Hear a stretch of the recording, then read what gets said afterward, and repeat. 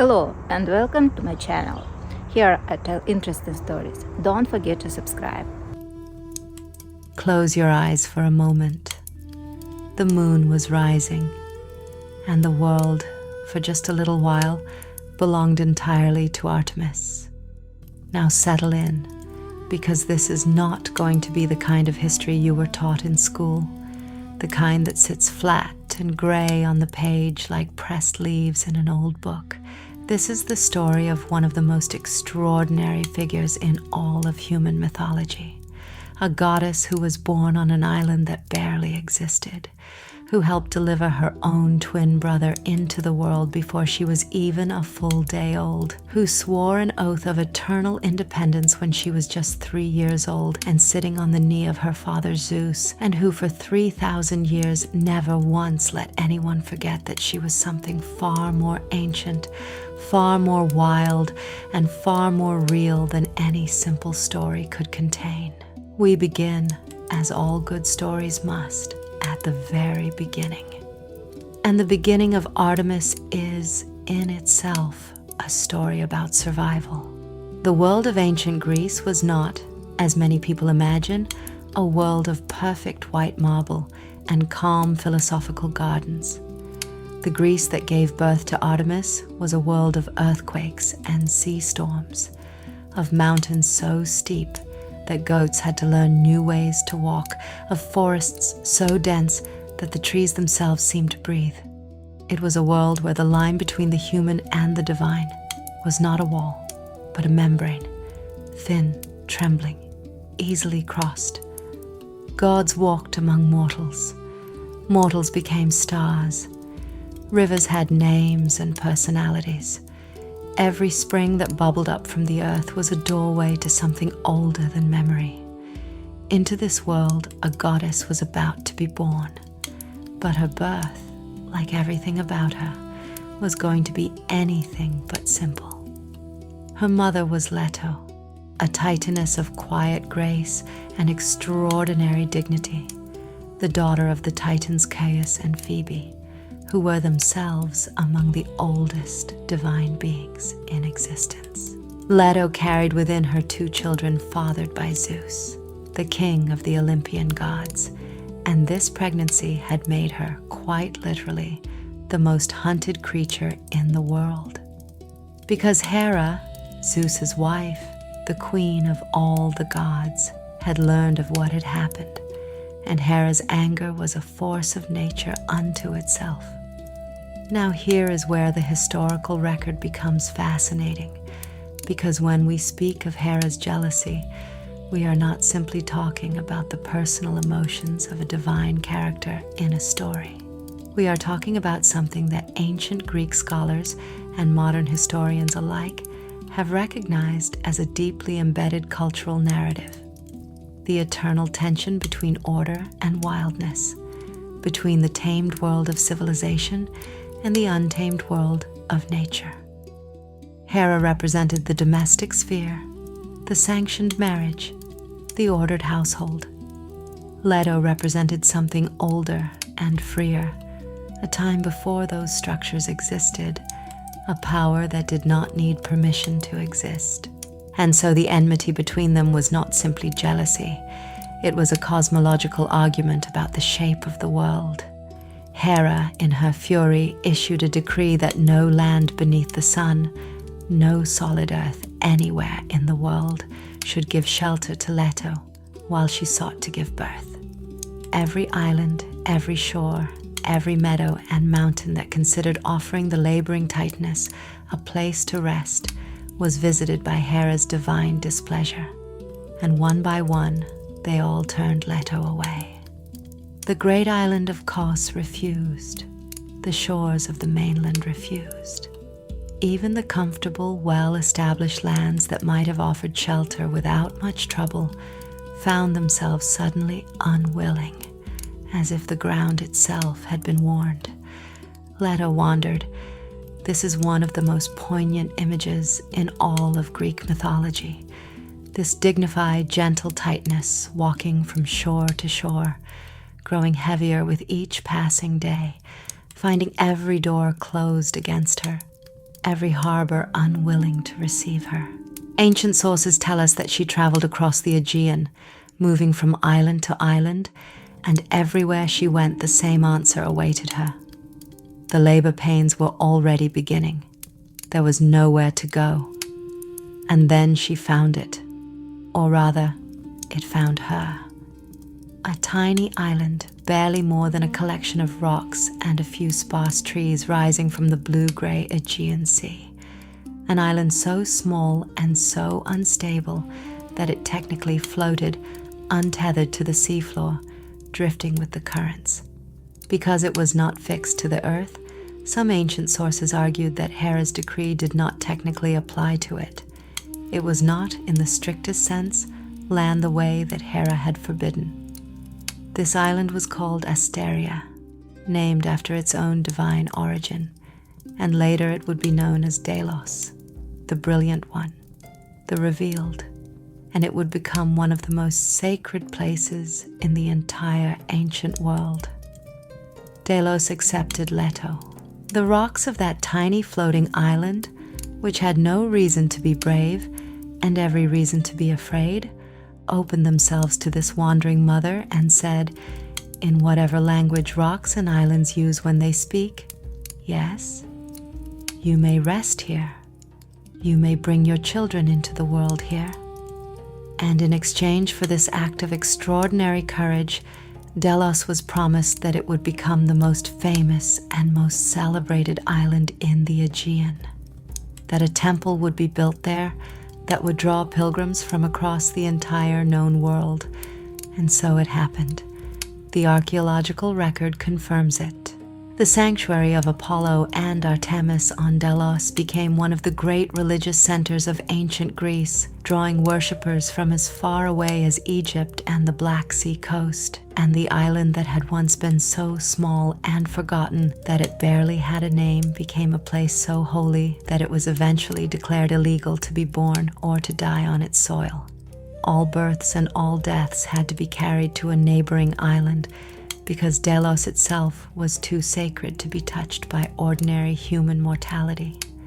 But we are getting ahead of ourselves, because on the day of the divine birth, none of that had happened yet.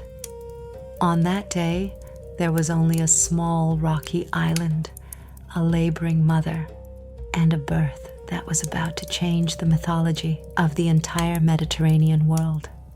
The labor was not quick.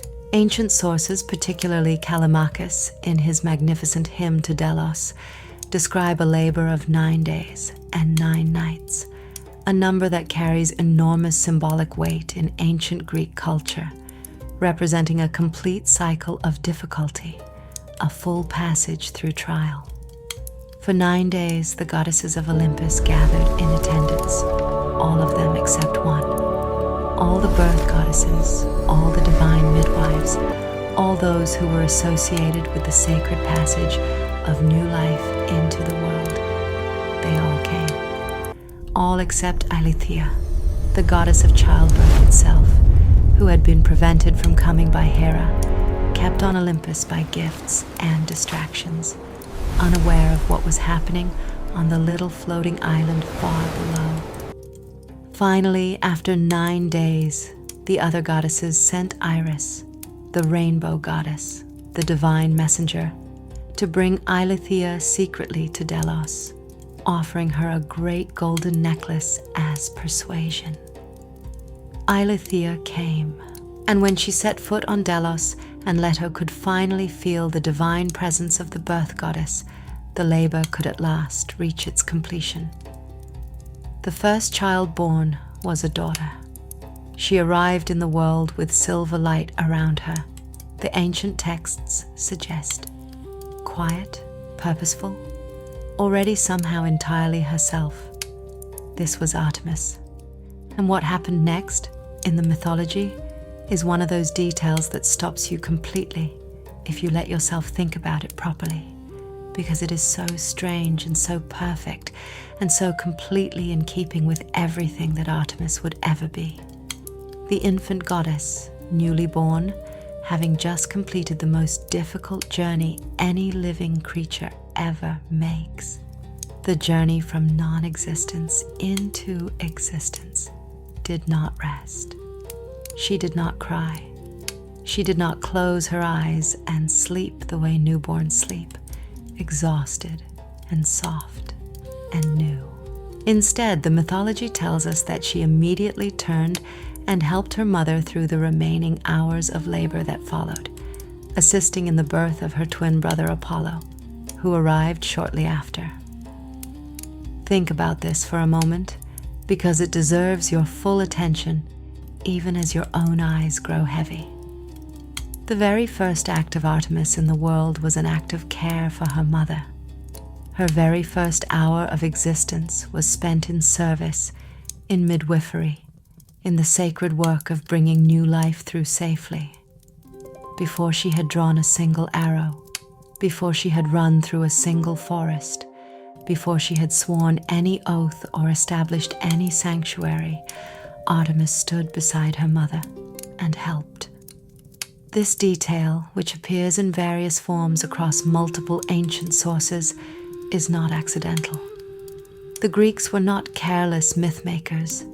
Everything in their divine stories meant something, carried symbolic weight, pointed toward a deeper truth about the nature of the figure being described. And the truth embedded in this first moment of Artemis's existence is this: she was, from the very first breath she drew, a guardian, a protector, someone who stood between the vulnerable and the darkness. Delos, that brave little island, was anchored to the seafloor after the birth, fixed at last to the solid earth, rewarded for its courage with permanence. The mythology says that 4 great golden pillars rose from the seafloor and locked it in place, and from that day forward it drifted no more. The sanctuary grew over the centuries, and if you were to visit the archaeological site of Delos today, and I encourage you to imagine this as you settle deeper into your pillow, imagine it as a place you are floating gently toward. You would find the ruins of temples and treasuries, and lion statues carved in white marble, standing in a row along the sacred lake that was supposed to have been the exact spot where Leto rested during the birth. The lions, carved in the 7th century before the Common Era, still crouch along the shore of the dried lake bed, their mouths slightly open, their stone eyes directed upward toward the sky, as if they are still watching for the moment when a goddess first opened her eyes and looked at the world she had just arrived in. Artemis grew quickly, as gods do, not in years but in essence, becoming herself with a speed and completeness that mortals spend entire lifetimes trying to achieve. And it was when she was still very young, the mythology places her at 3 years old, though divine age is always more metaphor than mathematics, that she asked her father for something that would define the entire rest of her existence. Zeus, king of the gods, father of Artemis, was sitting, the way kings sit, with that particular quality of largeness that powerful people sometimes have, as if they take up more space in the air than ordinary beings, and his small daughter climbed into his lap. This detail is from Callimachus again, who in his 3rd century BCE hymn to Artemis gives us the most detailed and most charming account of this moment, a moment that is part divine petition and part the completely ordinary experience of a child asking a parent for something very important. Zeus looked down at this daughter who had been born in such difficulty, who had already shown herself to be someone extraordinary, and he asked her what gifts she wished him to grant her. Artemis, this 3-year-old goddess with silver light around her, gave him a list. She spoke quietly, purposefully, with complete certainty about what she wanted. And what she wanted was, taken together, a complete manifesto of independence. She asked for eternal virginity. She asked for many names so that she could never be reduced to a single definition. She asked for a bow and arrows, silver ones, made by the Cyclopes. She asked for a short tunic that would not hinder her running. She asked for 60 daughters of the ocean to be her companions, all 9 years old, all free. She asked for 20 nymphs of the forests and rivers to take care of her hunting hounds when she was not hunting. She asked for all the mountains of the world, and she asked that she be given any city she chose. Though only one, she said she did not need many cities, because she planned to spend most of her time in the mountains anyway. And then she made the request that was, perhaps, the most revolutionary of all. She asked that she never be required to do the work that Eileithyia did, the work of attending to births. It is important to understand the careful historical irony embedded in this request. Artemis, who had spent her very first hours helping her mother through a difficult labor, who had in some sense been a birth attendant before she was even an hour old, this same goddess asked to be excused from that role going forward, not because she disdained it, but because she had already done it. She had already fulfilled that role, already given everything that could be given in that first sacred act of care. Now she was asking to be allowed to be something else, something wilder, something that belonged to the mountains and the forests and the night sky rather than to the ordered world of houses and hearths and human need. Zeus granted everything. He granted it laughing, the myth tells us, the kind of deep, pleased laughter of a father who recognizes in his child something that surprises and delights him, something that exceeds what he expected. He told her she would have more than 30 cities, not just the one she had asked for. He made her mistress of harbors and roadways, protector of children, guardian of the sacred moment when young girls become women and make the crossing from one life to another. He gave her everything she asked for and more. And in doing so, he established Artemis not merely as one goddess among many, but as a force that touched almost every aspect of human life: wild nature and safe harbors, children and childbirth, the moon and the hunt, life and death, and the threshold between them.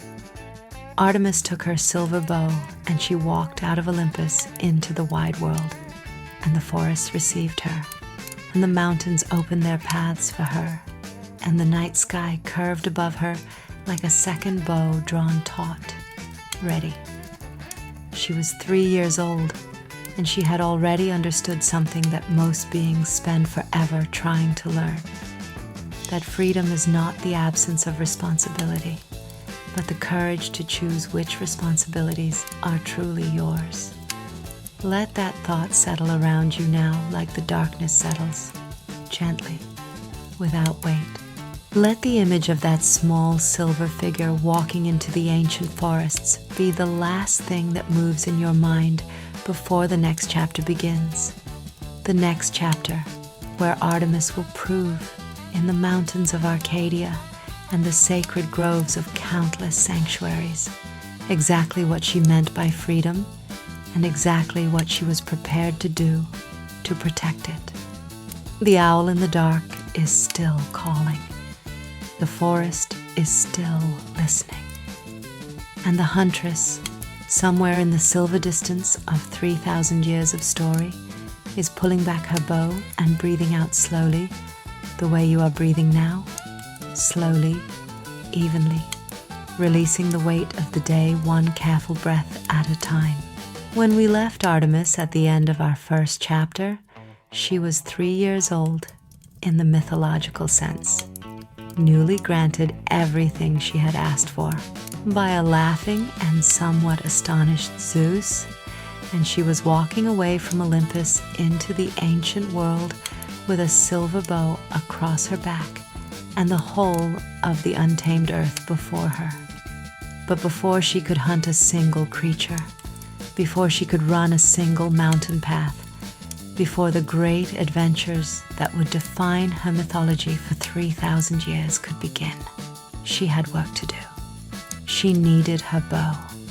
Not the bow that Zeus had promised her, not the abstract idea of a silver bow granted in a divine decree on a golden Olympian morning. She needed the actual physical object, the weight of it in her hands, the tension of the string against her fingers, the particular song it would make when she drew it back and released. Because Artemis was never a goddess of abstractions. She was a goddess of the concrete, the immediate, the real. And the most real thing in her world was always going to be the feeling of a bowstring released perfectly, the arrow already gone before you heard the sound, your breath still held in that fraction of a second between intention and result. To get her bow, she went to the forge of the Cyclopes. Now here is where I want you to slow down with me for a moment, because this particular journey, a small goddess traveling alone to find the most fearsome craftsman in the cosmos, is one of the most vivid and most human scenes in all of ancient mythology, and it comes to us in magnificent detail from Callimachus, our 3rd century BCE Alexandrian poet and librarian, who had access to sources we have long since lost, and who wrote about Artemis with a combination of scholarly precision and genuine devotion that is, frankly, rare in any era of writing. His hymn to Artemis is one of the great documents of the ancient world, and the scene he describes of the young goddess visiting the forge is so detailed, so warm, so full of the particular texture of lived experience that reading it across 2,000 years feels less like reading history and more like receiving a letter from someone who was actually there. The Cyclopes, those enormous, one-eyed divine smiths, children of heaven and earth, the makers of Zeus's thunderbolts, were at work when Artemis arrived. They were on the island of Lipari, in the volcanic Aeolian archipelago north of Sicily, where the ancient Greeks believed the great divine forge was located, its fires fed by the volcanic heat that still today makes those islands smell of sulfur and deep earth. If you have ever stood near a volcanic vent and felt the ground warm beneath your feet, and smelled that particular mineral sharpness in the air, you have stood in the anteroom of the Cyclops' workshop, and you would understand why the ancient Greeks placed their divine forge there, because it already felt like somewhere gods worked. Callimachus tells us that when the young Artemis arrived and knocked, or appeared, or simply walked in, as gods sometimes do, the Cyclopes were in the middle of forging something enormous for Poseidon. The great workshop was full of fire and noise and the particular controlled chaos of masters at work. Iron rang against iron. The bellows breathed great gusts of superheated air. Sparks rose and fell like brief constellations. And into all of this walked a small silver girl, who was, technically, barely older than a thought. The leader of the Cyclopes, Brontes, whose name means thunder, reached out and lifted her onto his knee. This is another of those small details that stops you completely, because it mirrors almost exactly the scene on Olympus where Artemis sat on Zeus's knee and made her requests. But where Zeus was her father, and the scene carried the weight of paternal authority, here the dynamic was different and, in its way, more revealing. Brontes was not her father. He was one of the most terrifying beings in the cosmos, enormous, fire-scarred, one-eyed, capable of forging weapons that could shake the foundations of the world. And he set this small goddess on his knee with the gentle matter-of-factness of someone who has just met a child and decided, without deliberation, that she belongs there. Artemis did not flinch. She never flinched. She sat on the knee of thunder and told him what she needed. What followed, according to Callimachus, was not a simple transaction. The Cyclopes did not simply hand over a pre-made silver bow and send her on her way. They made it for her, made it specifically for her, to her specifications, tuned to her particular strength and her particular style of movement, designed to fit perfectly in her specific hand. This matters enormously, both mythologically and historically, because it tells us something crucial about the relationship between a tool and its user in the ancient Greek worldview. A weapon was not interchangeable. A bow was not simply a bow. It was a relationship between the object and the person who wielded it, a conversation between craft and purpose, and getting that relationship exactly right was itself a sacred act. The Cyclopes understood this. They always had. It was why their work was divine rather than merely excellent. While the bow was being made, the mythology gives us a brief but extraordinary window into the young goddess's character. She went to find her hunting hounds, and the account of how she acquired them, traveling to the wilds of Arcadia, the rugged central highlands of the Peloponnese, to find the divine huntsman Pan, god of the wild places, is itself a small masterpiece of mythological storytelling. Pan, when Artemis found him, was surrounded by his dogs, those extraordinary animals that ancient sources describe with the kind of loving detail that only someone who has truly known great dogs would think to include. Callimachus lists them by breed and number. 7 swift hounds of Sparta, 3 of the golden-eared kind, 2 dogs spotted like pards, 1 particularly extraordinary hunting bitch. Pan gave them all to her. He was, by all mythological accounts, in a generous mood that day, and it is worth noting that this is consistent with what we know of Pan's characterization across multiple ancient sources. He was capricious, wild, unpredictable, but not unkind. And to Artemis, who was herself a creature of the wild places, he seems to have felt an immediate kinship. Artemis took the hounds, and she took them to run. She took them up into the mountains of Arcadia, those limestone highlands where the forest grew so thick that even today, standing in the mountain passes of the central Peloponnese, you can feel the weight of ancient silence pressing against you from all sides, can feel why the Greeks believed that this particular landscape was so saturated with divinity that Pan himself lived in its caves and satyrs danced in its clearings at midnight. Now I want to pause here and do something that the best historians always do, which is to anchor the mythology in the physical world, because Arcadia was a real place and it was genuinely extraordinary. Archaeological evidence confirms that the mountain communities of ancient Arcadia maintained some of the oldest religious practices in the Greek world, older than the Olympian religion, older than the great pan-Hellenic sanctuaries at Olympia and Delphi. The cult of Artemis in Arcadia was particularly ancient and particularly fierce. At the sanctuary of Artemis Hymnia near Orchomenos, excavations have revealed votives dating back to the early Iron Age, small bronze figurines of deer and hunting hounds, tiny silver arrows, ceramic fragments painted with running female figures. These are the material traces of thousands of ordinary people bringing their devotion to a mountain goddess, leaving behind these small, bright objects as a way of saying, I was here. I believed. She was real to me. And this is the thing about Artemis that historians find most compelling and most difficult to fully explain: the sheer longevity and geographical breadth of her worship.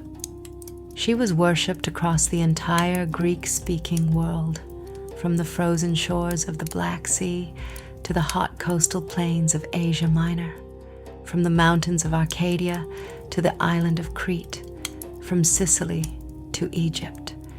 And in every place she was worshipped, she was slightly different. Her name, her attributes, her sacred animals, her rituals all shifted and adapted to fit the landscape and the needs of the people who called on her. In Arcadia, she was a mountain huntress. On the Aegean coast, she was a goddess of harbors and sailors. In the Eastern Greek world, at Ephesus, she would become something even more ancient and more powerful. But that, as they say, is a story for another chapter. What was constant across all of these variations, across all these different landscapes and cultures and centuries, was this: she was always wild. She was always independent. And she was always, always precisely herself. The silver bow, when it was finally placed in her hands, was exactly right. Every ancient source that describes it agrees on this. It was silver, it was perfect, and it fit her hand as if it had been born there rather than forged, which in a sense it had been. Because the bow that the Cyclops made for Artemis was not just a weapon. It was an extension of her will, a physical manifestation of her intention, her precision, her refusal to miss. When Artemis drew her bow, she was not hoping, she was not trying, she was simply choosing with absolute certainty where the arrow would go. And it went there, always. There is a wonderful passage in the Iliad, that great, terrible, magnificent poem that Homer gave to the world sometime in the 8th century BCE, and that the Greeks considered not just literature, but something close to sacred history, where Artemis appears briefly, and the passage is so perfectly characteristic of her that it deserves to be held up to the light for a moment. She appears during a battle between the gods themselves, a scene of cosmic chaos and divine violence that stretches across several books of the poem. And in the middle of all this divine warfare, when Artemis is struck by Hera, her own stepmother, who hits her across the ears with her own silver quiver in a moment of undisguised spite, Artemis does something that Homer describes in a single brief phrase that has resonated down 2,500 years of scholarship. She runs, not in fear, not in defeat. She runs to Zeus, her father, and she climbs into his lap and weeps, and Zeus holds her, and she tells him what happened. And then she simply returns to her forests and her mountains and gets on with her eternal work, as if the entire incident with Hera was something she had already decided not to remember. What Homer gives us in that small scene is something psychologically acute and historically significant, a portrait of a goddess who is entirely capable of being hurt, who feels pain and humiliation and turns to her parent for comfort, but who does not allow any of that to define her or to slow her down. She grieves briefly, and then she moves on, back to the wilderness that is her real home, back to the work that is her real nature. There is, if you are looking for it, something deeply modern about this portrait, the combination of vulnerability and resilience, the willingness to feel without being consumed by feeling. The ancient Greeks were, in this as in many things, far more psychologically sophisticated than they are sometimes given credit for. But let us return to the moment when Artemis first held her bow, that young silver figure standing in the volcanic shadows of the Cyclops forge, the perfect silver bow finally in her hands, the divine hounds already ranging across the highlands of Arcadia, somewhere ahead of her, the whole unmapped wilderness of the ancient world spread open before her like a gift. This was the moment, not her birth, not the granting of her wishes by Zeus, but this specific moment when the physical reality of her purpose settled into her hands, that Artemis became fully herself. This was the moment when the idea became the fact. She lifted the bow.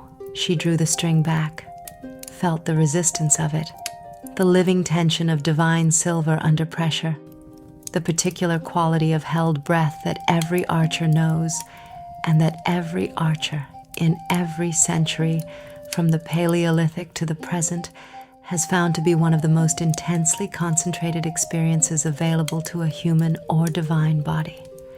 Everything narrows to a point. Everything else falls away. There is only the line between you and the thing you are aiming at, and the decision, already made, to release. She released. The first arrow of Artemis crossed the ancient world like a line of silver light, and the forests heard it, and the mountains heard it, and the night sky curved above everything like a great dark bow of its own, heard it and answered. Now, here is where the mythology of Artemis begins to acquire its greatest complexity, because once she had her bow, the question of what she used it for, and more importantly, what she refused to use it for, reveals something profound about the ancient Greek conception of the divine order of the natural world. Artemis was a goddess of the hunt, yes, but she was equally, and perhaps more fundamentally, a goddess of the protection of wild things.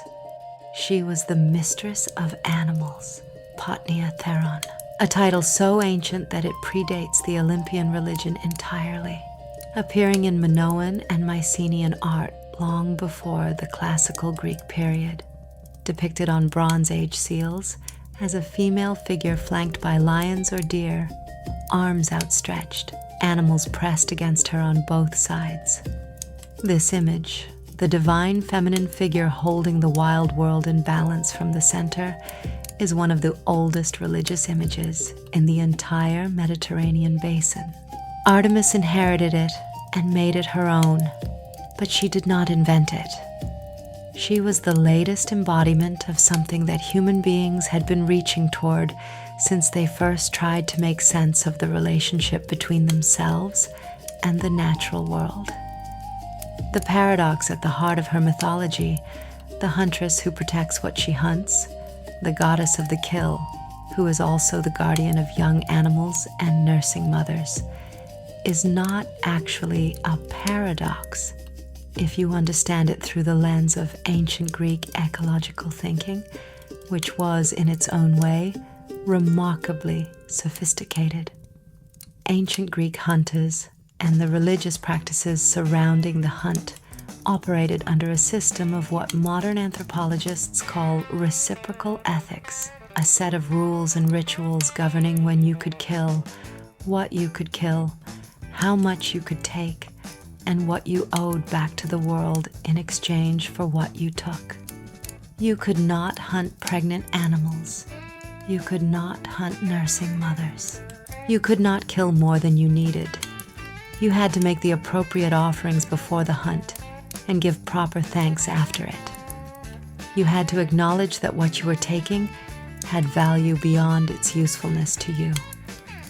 Artemis was the divine enforcer of these rules. She was not simply the goddess of hunting. She was the goddess of the right relationship between the hunter and the hunted, between human need and natural balance. And when those rules were violated, when a hunter killed more than was needed, or killed something sacred, or hunted in a sacred grove without permission, the punishment from Artemis was swift, and it was absolute.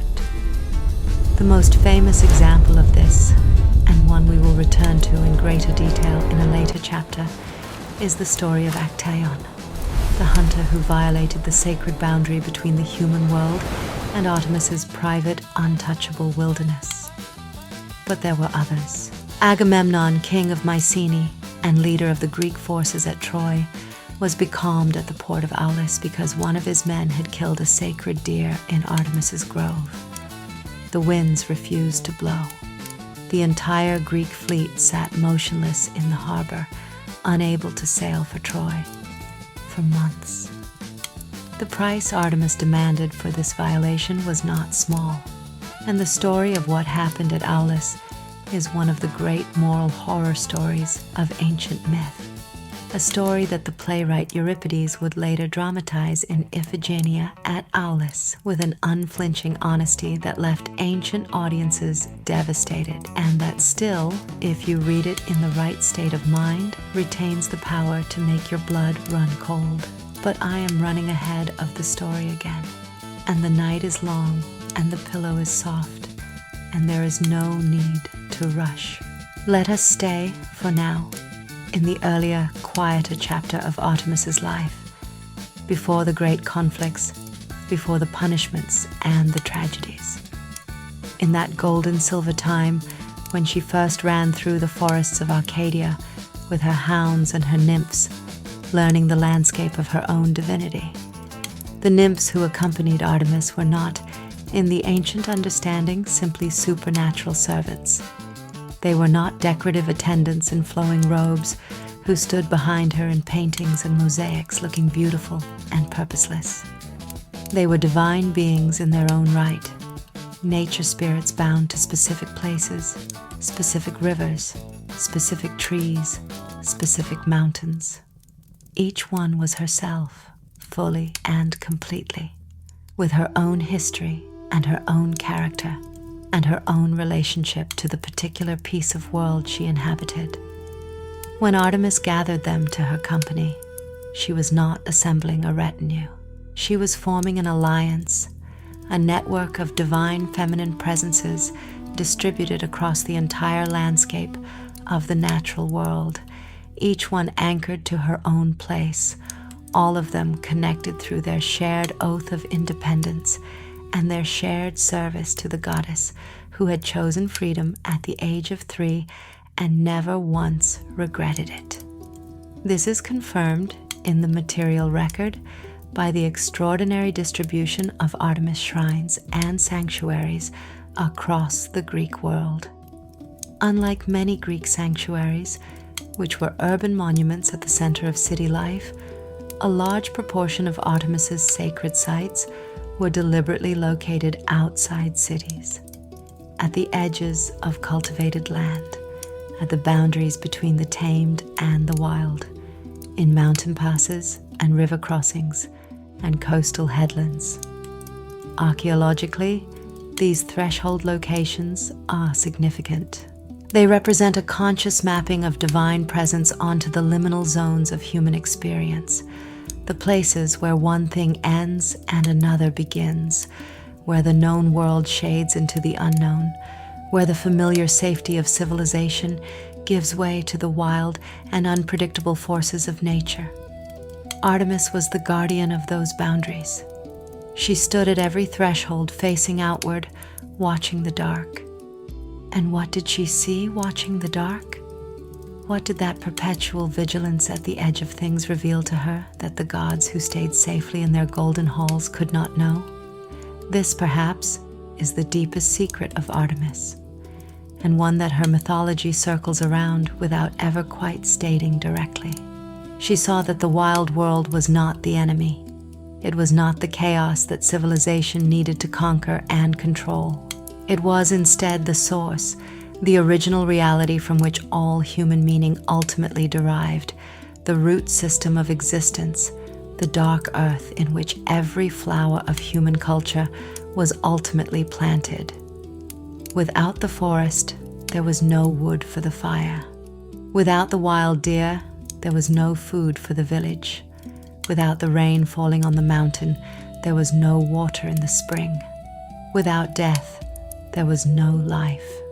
And without Artemis standing at the threshold, bow drawn, watching, none of the traffic between those worlds could happen safely. She was not, in other words, simply a goddess of the outdoors, a divine version of a nature enthusiast who happened to enjoy archery. She was the living principle of the necessary relationship between human civilization and the natural world that sustained it. She was the conscience of the hunt, the guardian of balance, the silver arrow that always found its mark, not despite its precision, but because of it. Let that settle into you now, the way certainty settles, not with noise but with weight, the comfortable, grounding weight of something that has always been true finally being recognized. The huntress who protects what she hunts, the guardian who stands at the boundary between safety and wildness, the goddess who was 3 years old when she understood that the most important thing a being could do was choose with absolute clarity what she was for. Outside your window right now, somewhere in the dark, the world that Artemis has always guarded is going about its ancient business. An owl is hunting. A deer is moving through shadows. A river is carrying mountain water down toward the sea. The balance that she enforced for 3,000 years of active worship, and that the ecological principles underlying her mythology have enforced for far longer than that, is still holding imperfectly and beautifully the way all real things hold, with effort, with attention, with a kind of constant care that never announces itself and never rests. Breathe in, breathe out. The silver bow is drawn back somewhere in the dark above you, and the arrow that it holds is not an ending. It is a beginning. The beginning of the next chapter, where Artemis will meet the people who tested her boundaries and learned, each in their own way, and at considerable personal cost, exactly what it meant to cross the line into sacred territory without permission. But first, and this is important, we need to understand something about the nature of divine punishment in ancient Greek mythology. Because if we approach these stories with modern assumptions about justice and mercy, we will miss everything that makes them extraordinary. The Greeks did not believe in a universe governed by infinite forgiveness. They believed in a universe governed by balance, by what they called dike, which we translate inadequately as justice, but which meant something closer to the natural order of things, the proper proportion between actions and their consequences, the cosmic equilibrium that made the world function. When that equilibrium was disturbed, when someone took more than their share, overstepped their proper limits, violated the sacred boundaries that held the world together, the universe corrected itself, not out of cruelty, not out of revenge, but out of the same impersonal necessity that causes a pendulum to swing back after it has been pushed too far in one direction. Artemis was one of the instruments of that correction. She was, in this sense, less a person making choices and more a force of nature expressing itself, like the cold snap that kills the overextended vine, like the flood that reclaims the floodplain that humans forgot belonged to the river. To be struck by Artemis was not to be persecuted. It was to experience the consequence of having forgotten something essential about the world you inhabited. Hold that thought. Now let us meet Actaeon. Actaeon was a hunter, not a bad man by all ancient accounts, not cruel, not arrogant in the obvious ways, not someone who had committed 100 smaller violations before the famous final one. He was simply a hunter of extraordinary skill, trained by the centaur Chiron, that remarkable half-man, half-horse teacher who educated half the heroes of Greek mythology with a combination of practical woodcraft and genuine philosophical wisdom. Actaeon knew the forests of Boeotia the way you know a language you have spoken since birth, instinctively, completely, in your bones. He was, by every measure that his world used to evaluate a hunter, excellent. And then one afternoon, in the mountains of Cithaeron, on a day that had begun like any other hunting day, with the morning mist still curling off the streams, and his hounds ranging ahead of him through the undergrowth, Actaeon came around a corner of rock and found himself looking at something he was never supposed to see. Artemis was bathing. The scene that the ancient sources describe, and here Ovid, writing in his Metamorphoses in the 1st century BCE, gives us the most detailed and most visually extraordinary account, though earlier versions appear in numerous Greek sources, is one of extraordinary and terrible beauty. A hidden grotto so secret that even the nymphs who served Artemis believed it unknown to any mortal eye. A pool of water so clear and cold it seemed made of compressed moonlight. The goddess herself in the water, her silver bow and quiver hanging on the branches of a nearby pine, her hunting hounds resting on the bank. Around her, her nymphs attended her with the ease of intimacy, pouring water, holding garlands, moving through the steam of the cool water in the warm afternoon air, with the unhurried grace of beings who exist entirely outside the ordinary pressures of time. And then the snap of a branch, a shadow falling across the pool, and Actaeon standing there at the entrance to the grotto, staring. Ovid is careful to tell us, and this is one of the things that makes the story so morally complex and so enduringly interesting to scholars and readers alike, that Actaeon did not seek this out. He was not a voyeur, not someone who had been searching for Artemis's secret places with prurient intent. He stumbled. He took a wrong turn in the forest, followed the sound of water on a hot day, came through a gap in the rocks that he had never seen before, and found himself looking at the one sight in the entire cosmos that he was absolutely, categorically forbidden to see. He was guilty of nothing more deliberate than being in the wrong place at the wrong moment. It did not matter. It did. This is the part of the story that makes modern readers most uncomfortable, and rightly so, because it raises a question that the ancient Greeks were themselves genuinely divided about. The question of whether punishment without deliberate guilt is just. Euripides, writing in the 5th century BCE, returned again and again to exactly this question in his tragedies.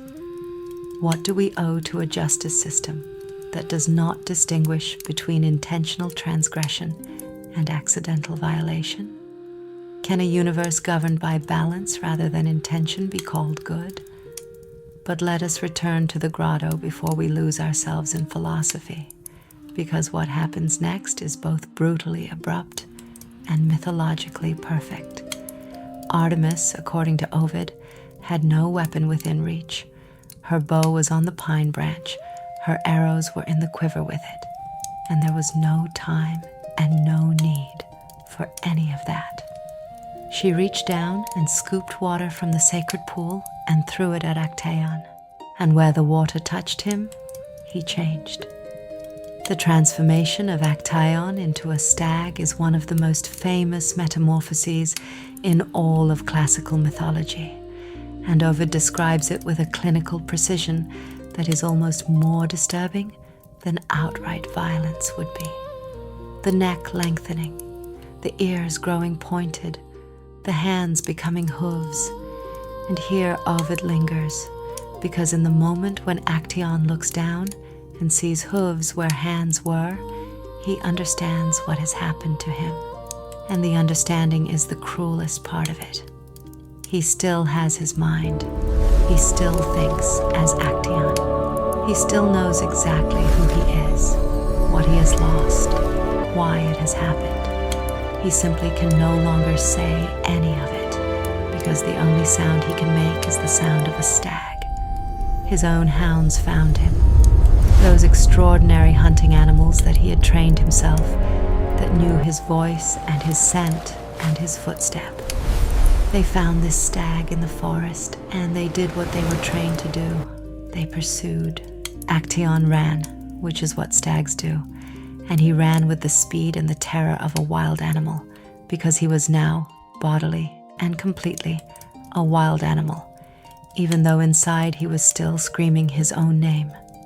He fell eventually in a clearing. His hounds brought him down, and Actaeon, the hunter, died the death of the hunted. Ancient scholars puzzled over this story for centuries. Was it just? Was it mercy in some terrible cosmic sense? A death that was at least quick, at least complete, better than the alternative of living forever as a man in an animal's body? Was it a statement about the absolute inviolability of sacred space, that some things are simply not for human eyes, regardless of intent, and that the appropriate response to having accidentally seen them is not to look away and pretend it did not happen, but to be fundamentally, permanently changed by the encounter? The stories do not agree with each other about the details. In some versions, Actaeon had boasted earlier that he was a better hunter than Artemis, an act of hubris that the Greeks would have recognized immediately as the kind of thing the universe corrects. In other versions, he is as innocent as Ovid suggests. The myth carries both readings simultaneously, and both are true, because myths are not legal documents. They are not interested in establishing a single fixed meaning. They are interested in holding a set of questions open, permanently, uncomfortably, productively open. What is not ambiguous is the outcome. Actaeon crossed a sacred threshold. Accidentally or deliberately, it made no difference, and the world changed in response. The hunter became the hunted. The observer became the observed. The boundary between the human world and the divine feminine wilderness held absolutely, regardless of the cost. Now, while Actaeon's story is perhaps the most famous of Artemis's punishments, it is not the one that tells us most about her character. For that, we need to look at the story of Orion. Orion's story is, in some ways, the inverse of Actaeon's, because Orion did not stumble into Artemis's sacred space uninvited. Orion was invited in. He was, in fact, the one figure in all of Artemis's mythology who came closest to being her companion in the fullest sense, her equal, her friend, the one being in the cosmos who could keep pace with her across the mountains and the sea and the edge of the night sky. And his story is, because of this, the most poignant and the most human of all the stories attached to Artemis. It is the one that suggests that even the most determinedly independent of beings can feel the particular weight of genuine companionship and the particular devastation of losing it. The sources for Orion's story are multiple and contradictory in their details, which is itself significant. It means the story was told widely and passionately in many different communities across the Greek world, each of which had its own version, its own emphasis, its own understanding of what the central truth of the story was. But the core elements remain consistent across almost all versions. Orion was a giant hunter, son of Poseidon, of extraordinary beauty and extraordinary skill. He was, in the mythological landscape, Artemis's counterpart, the masculine principle of the hunt to her feminine principle, the night hunter to her moon, the one figure in all of Greek mythology who did not approach her with fear or desire for conquest, but simply, recognizably, as another creature who belonged to the same wild world she did. They hunted together. This is perhaps the most remarkable fact in Artemis's entire mythology, that she who had sworn eternal independence and eternal chastity, who had refused the company of men as a matter of divine principle since she was 3 years old, chose to hunt alongside Orion through the long nights of the ancient world. Ancient sources differ on the nature of their relationship. Some suggest it was purely the companionship of equals. Some suggest something warmer and more complicated. And the goddess of love, Aphrodite, who appears in several versions of the story as a troublemaking presence, clearly thought there was something worth interfering with. What is certain is that it ended. The exact cause varies by source. In some versions, Orion is killed by a giant scorpion sent by Gaia, or by the jealous god Apollo, who was uncomfortable with his sister's attachment to a mortal companion. In one of the most haunting versions, it is Artemis herself who kills him, tricked by Apollo into shooting at what she believes is a distant target in the sea, only to discover when she swims out to retrieve it that she has killed the one being in the world who had been, in some undeniable sense, her friend.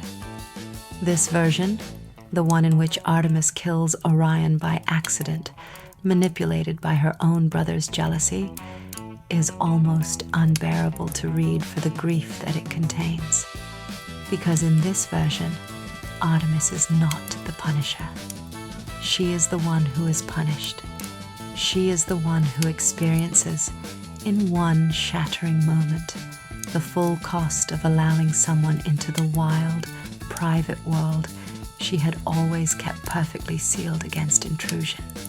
She had made an exception, opened a door just wide enough for one particular person to enter, and the universe, in the form of her own perfect aim and her own terrible accuracy, had closed that door forever. She placed him in the sky. This is one of those mythological gestures that carries enormous emotional weight precisely because it is so inadequate as a solution and so completely human as an impulse.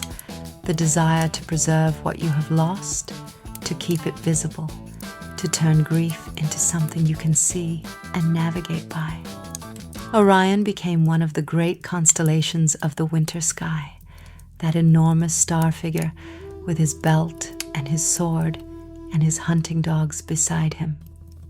Sirius, the dog star, the brightest star in the night sky, is mythologically one of Orion's hunting hounds, following him still across the dark. And somewhere in the ancient imagination, Artemis, silver, solitary, armed, runs through the forest below, and the sky above her carries the shape of the one loss she never entirely recovered from. Ancient astronomers noted that the constellation of Artemis, the moon, never rises at the same time as Orion. They are perpetually separated by the mechanics of the sky, always just out of sight of each other, always just around the curve of the horizon from the reunion that will never happen. Whether this astronomical fact preceded the myth or the myth was built to explain the fact is a question that scholars have debated without resolution for centuries. What matters is that the ancient Greeks looked up at the night sky and saw in its patterns not just navigation, but narrative. Not just light, but loss.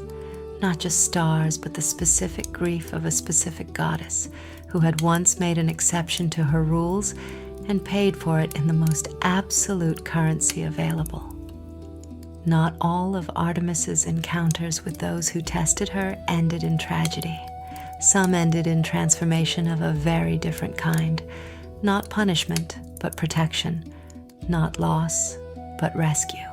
And it is in these stories that we see another dimension of the goddess entirely, one that complicates the portrait of the fierce, unforgiving huntress and reveals something older and more complex underneath.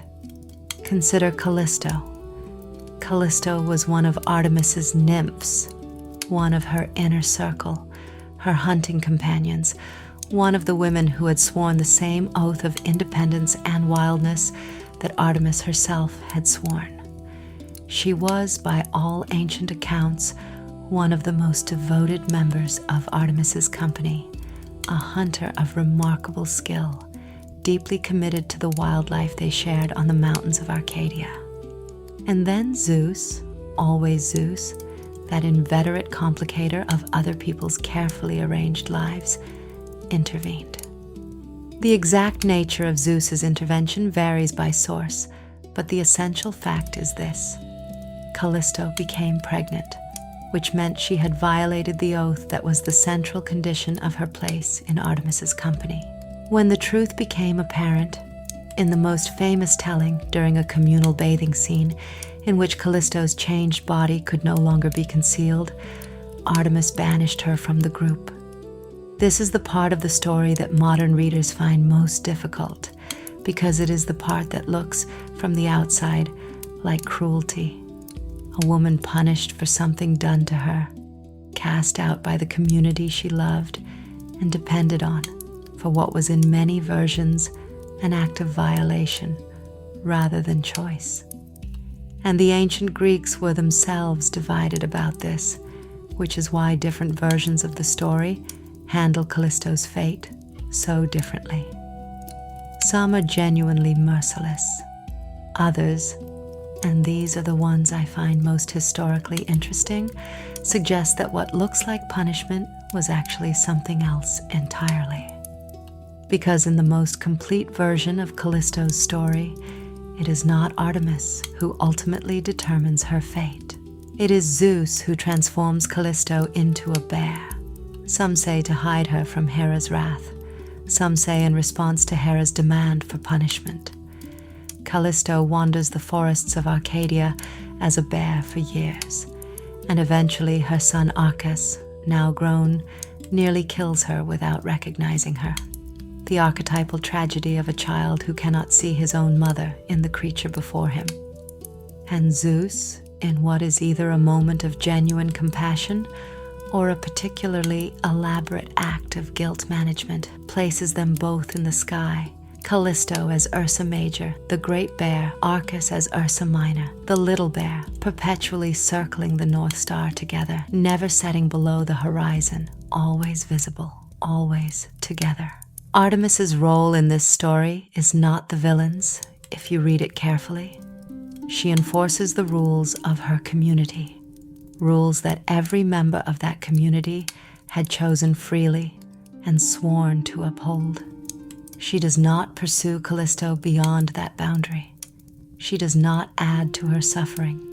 And in some versions of the myth, it is specifically Artemis who intervenes to prevent Arcas from killing the bear that is his mother, who recognizes Callisto even in her transformed state and acts to protect her. The huntress, again, as guardian. The goddess who enforces boundaries as the same goddess who protects the vulnerable within them. There is one more story from this chapter of Artemis's life that deserves our attention because it is both the most politically significant and the most geographically extraordinary of all her mythological encounters. It is the story of what happened at Aulis, the harbor where the Greek fleet gathered before sailing for Troy and found itself unable to move. Agamemnon, king of Mycenae, high king of all the Greek forces, had committed a transgression. The exact nature of the transgression varies by source. In some versions, he killed a sacred deer in Artemis's grove. In others, he boasted that he was a better hunter than the goddess herself. In still others, he had made a vow to Artemis years before and forgotten to fulfill it. Whatever the specific cause, the result was absolute and unmistakable. The winds stopped. Every sailor in the ancient Mediterranean world understood what this meant. The winds were divine. When they stopped at the command of a god, they did not start again until that god was satisfied. The fleet sat at Aulis for months. Thousands of men, hundreds of ships, the greatest military force the Greek world had ever assembled. All of it made completely, humiliatingly powerless by the absence of wind. Agamemnon consulted the seer Calchas, who told him what Artemis required. Not a sacrifice of animals, not gold or silver or elaborate ritual offerings. She required something that would cost him something real, something that would demonstrate that he understood the weight of what he had violated. She required the sacrifice of his daughter Iphigenia. Here we arrive at one of the great moral abysses of ancient mythology. A story so dark and so painful, and so genuinely unresolved, that it spawned multiple contradictory endings across centuries of retelling, as if the ancient imagination itself could not quite accept the bleakest version and kept reaching for alternatives. In the earliest versions of the story, Iphigenia is brought to Aulis on the pretext of being married to the hero Achilles, She comes willingly, believing she is going to a wedding. What she finds instead is an altar and a priest, and her father's face wearing the expression of a man who has made a calculation and found his daughter on the wrong side of it. The Greek tragedy Iphigenia at Aulis by Euripides, written in the late 5th century BCE, is one of the most devastating plays in the entire Western theatrical tradition, precisely because Euripides does not simplify this moment. He shows us Iphigenia's terror and her eventual agonized decision to accept her fate. He shows us Agamemnon's self-justifications. He shows us Clytemnestra, Iphigenia's mother, who will carry this moment forward into the future like a knife she is sharpening for the rest of her life. He shows us the machinery of military necessity grinding down over individual human dignity and finding it, in the final terrible accounting, lighter than the goal it is weighed against. And then, in the versions of the story that the ancient Greeks seem to have preferred, the versions that appear most consistently across the widest range of sources, the versions that later became the basis for Iphigenia in Tauris, Euripides' extraordinary companion play, something happens at the last moment. As the knife descends, Artemis substitutes a deer for the girl. Iphigenia vanishes from the altar in a blaze of divine light and finds herself breathless, bewildered, alive, in the far country of Tauris on the shores of the Black Sea, where she will serve as Artemis's priestess for years before her brother Orestes comes to find her. What are we to make of this? The goddess who demanded the sacrifice also prevented it. The divine force that required a cost also, at the final moment, declined to collect that particular payment. The huntress who shoots without missing chose, in this one extraordinary case, to miss on purpose. Scholars have debated this contradiction for centuries, and I think the most honest thing to say is that it is not, ultimately, a contradiction at all.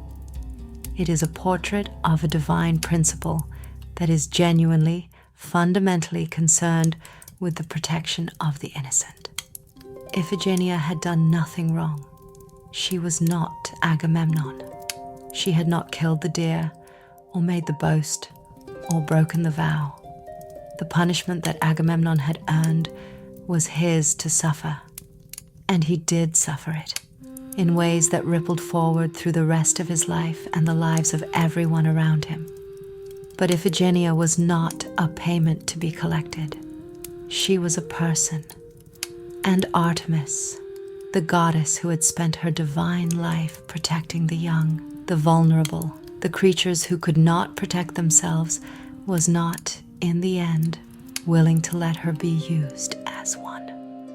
The winds blew, the fleet sailed, Troy burned, and Iphigenia lived in a cold country far from home, serving a goddess who had saved her life at the cost of turning it entirely in a direction she had never chosen, which is its own kind of ambiguous mercy. These are the stories of those who tested Artemis, Actaeon, who stumbled into sacred space, Orion, who was invited in and lost anyway, Callisto, who kept faith with the wrong world, Agamemnon, who forgot what it meant to owe a debt to a goddess. Each of them found, in their own way, that the wild world has rules that hold whether or not you know them, whether or not you meant to break them, whether or not you think you are important enough for them to apply to you. Each of them discovered that Artemis was not a symbol or a story or a distant divine abstraction. She was a real force in the real world, and she moved through it with the same precision and the same inevitability as moonlight moving across a forest floor, not asking permission, not explaining herself, not apologizing for the shadows she left behind. But she was also, in that extraordinary moment at Aulis, something more than a force of cosmic correction. She was a protector. She was a being who looked at a young woman standing at an altar with a knife above her head and decided, against all the terrible momentum of the situation, that this particular young life was worth more than the theological tidiness of making the punishment fit the crime. She was, in the end, exactly what she had been in her very first hour of existence, the one who stands between the vulnerable and the dark. Outside your window, the night is at its deepest point now, that hour when even the owls have grown quiet, when the forest is as still as it ever becomes, when the stars have completed their arc and are beginning imperceptibly to tilt toward morning. This is Artemis's hour. This is the hour she has always owned. Not the bright, confident hours of midday, not the social hours of early evening, but this particular darkness just before the first suggestion of dawn, when the world is simultaneously at its most silent and its most alive. Begin, as the ancient travelers did, from the sea. You are approaching the Aegean coast of Asia Minor, modern Turkey, from the water, sometime in the 5th century BCE, when the temple at Ephesus was already centuries old and already famous across the entire known world. The coastline you are approaching is not what we would see today. The harbor at Ephesus silted up long ago, and the sea has retreated several kilometers from where it once stood, leaving the ruins of the ancient city stranded inland like a ship that ran aground and was never refloated. But in the 5th century BCE, the sea came right to the edge of the city, and the temple, the great temple, the one that would be listed among the wonders of the world, was visible from the water long before you could see any other feature of the coast. Ancient sources describe arriving at Ephesus from the sea with a consistency that suggests genuine experience rather than literary convention. You saw the temple first.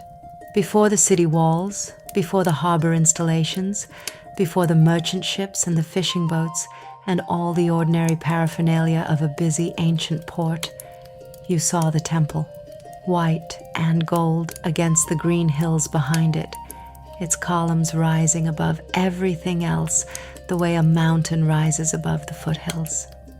127 columns of Parian marble, each one 18 meters high, arranged in a double row that created a forest of stone around the central sanctuary.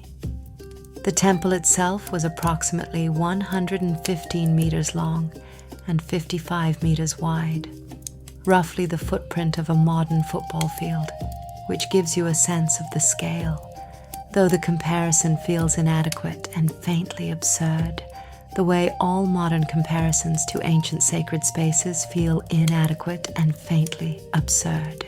The architect of the first great temple at Ephesus, the one that was later burned and rebuilt on an even grander scale, was a man named Chersiphron of Knossos, a Cretan architect who solved the problem of transporting enormous marble columns from the quarry to the building site with an ingenuity so elegant it has been admired by engineers ever since. He did not drag the columns on sledges, the way most ancient builders moved heavy stone shaft, turning them into enormous rollers, and had them pulled across the flat coastal plain by oxen, the columns rotating slowly inside their wooden frames as they moved. The result was that the marble column rolled to the building site rather than being dragged to it, reducing the friction and the labor required by an enormous factor. When he arrived at the site and saw what he had done, saw the first column standing upright in its position, plumb and true, and catching the Aegean light, Chersiphron reportedly wept. The ancient sources do not tell us whether he wept from exhaustion or from beauty. Perhaps, as is so often the case with the greatest human achievements, it was both at once. The temple took 120 years to build in its first great iteration. 120 years of continuous labor, continuous refinement, continuous accumulation of skill and intention and divine purpose. Generations of workers were born, grew old and died in the shadow of a building that was not yet finished.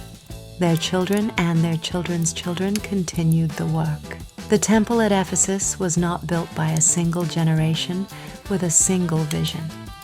It was built by a community that had committed itself to something larger than any individual life, something that would outlast everyone involved in making it.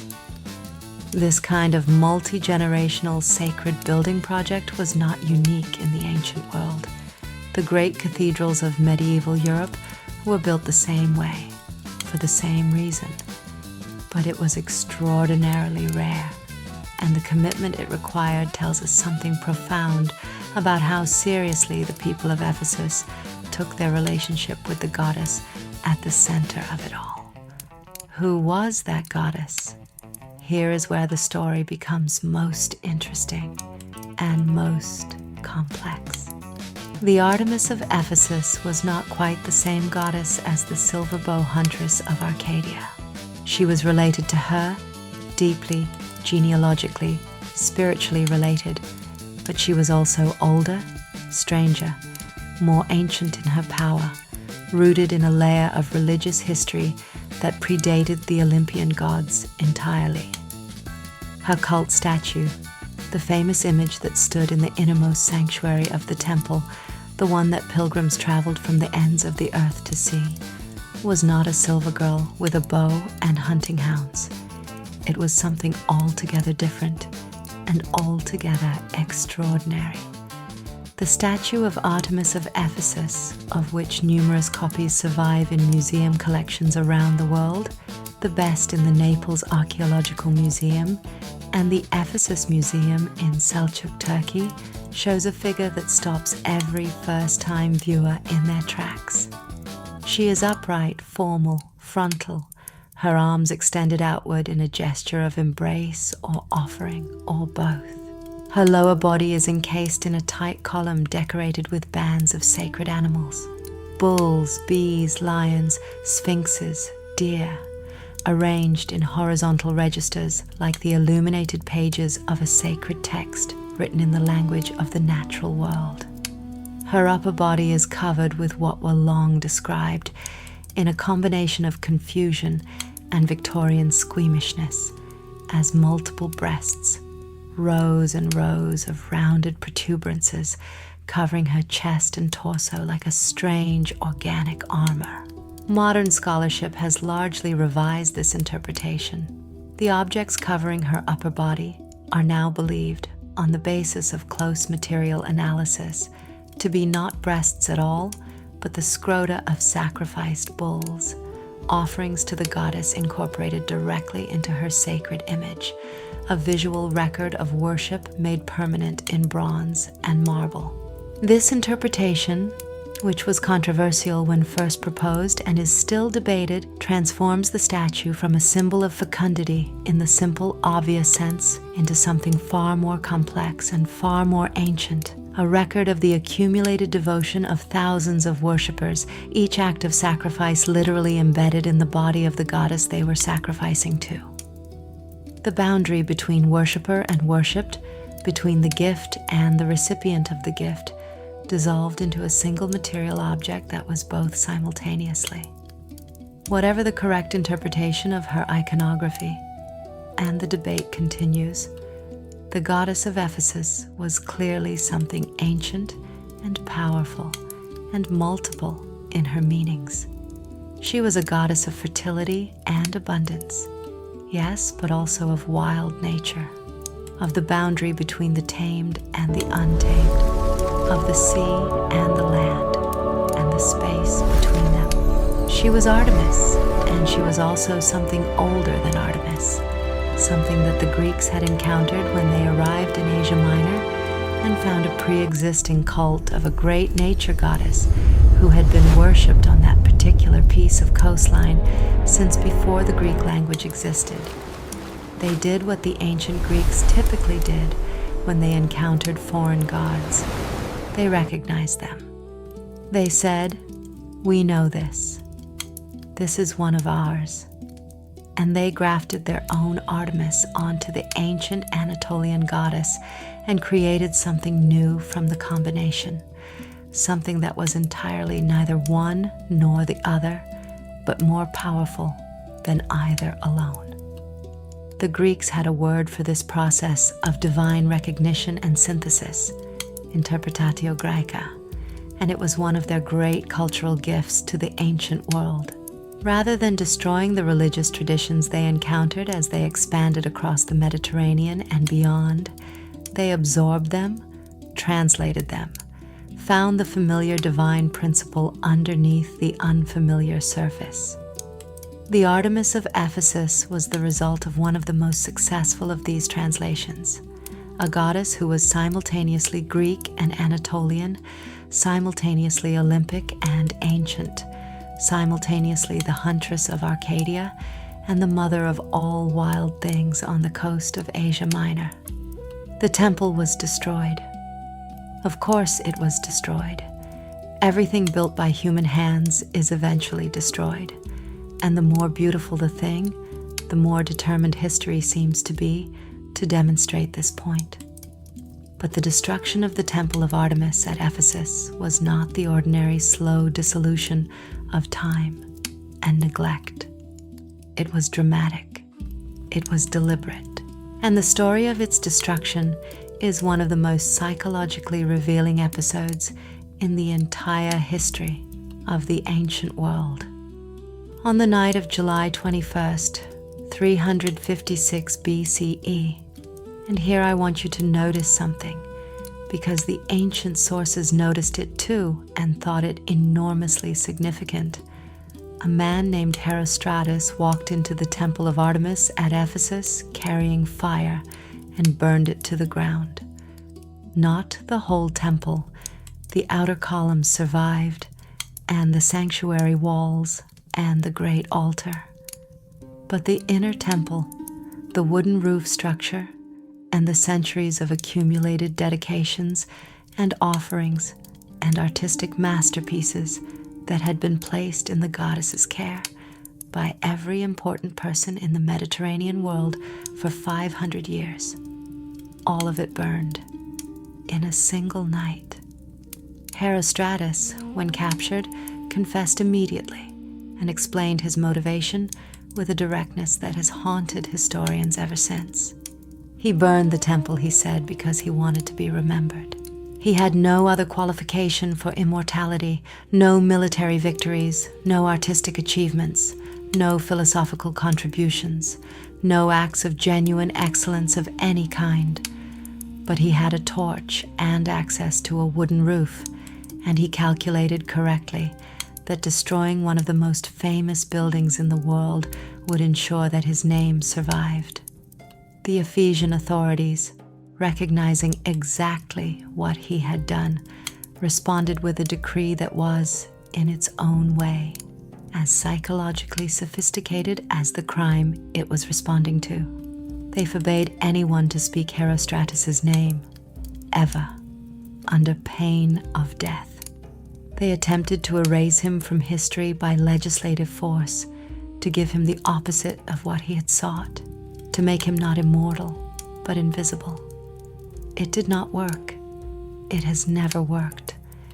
The name of Herostratus is known today precisely because it was forbidden to speak it, preserved in the historical record, specifically because the Ephesians tried so hard to remove it. The ancient historian Theopompus recorded both the name and the prohibition, explaining his reasoning with a weary pragmatism. The prohibition itself was noteworthy, and therefore the name had to be recorded in order to explain the prohibition. History, as it turns out, is extremely difficult to prevent. There is a lesson here about the nature of fame and infamy that the ancient world understood, and that remains uncomfortably relevant. That the desire for recognition is so powerful in human beings that some will destroy the most beautiful things in the world to satisfy it, and that the attempt to deny that recognition, however justified, tends to produce the opposite of its intended effect. Herostratus wanted to be remembered. He is remembered. The temple he burned was rebuilt, grander, more magnificent, more definitively one of the wonders of the world than its predecessor. And yet it is his name, and not the names of the architects and craftsmen and donors who rebuilt it, that most people who know the story remember first. Artemis presumably had thoughts about all of this. Ancient sources record that she was absent from Ephesus on the night of the fire. Specifically, that she was away attending the birth of Alexander the Great, who was born that same night in Macedon. The story is almost certainly a later invention, the kind of explanatory mythology that attaches itself to coincidences and makes them mean something. But it is a revealing invention, because it suggests that the ancient imagination could not quite accept the idea that Artemis had simply failed to protect her own temple. She must have been elsewhere, doing something more important. The goddess who protected the young and vulnerable was busy that night at the birth of the boy who would grow up to conquer the known world. She had her priorities. The rebuilding of the temple took decades and involved contributions from every significant power in the ancient Mediterranean world, up to and including Alexander himself, who famously offered to pay for the entire reconstruction in exchange for having his name inscribed on the temple as its donor. The Ephesians declined, with a diplomatic tact that has been admired ever since. They told Alexander that it was not fitting for one god to dedicate a temple to another. It was, by any standard, an extraordinary refusal, turning down the richest and most powerful man in the world, the man who had just conquered Persia and Egypt, and was in the process of rewriting the political geography of the entire ancient world, and doing it with a compliment so elegant that Alexander could not reasonably take offense. He left Ephesus without his inscription and without his refund, and the Ephesians rebuilt their temple with their own resources and their own faith and their own centuries of accumulated devotion to the goddess at the center of it all. The rebuilt temple was, by all ancient accounts, even more magnificent than the original. It was included in the canonical list of the 7 wonders of the ancient world, a list compiled by various ancient scholars in the 2nd century BCE as a guide for sophisticated travelers, the ancient world's equivalent of a must-see list.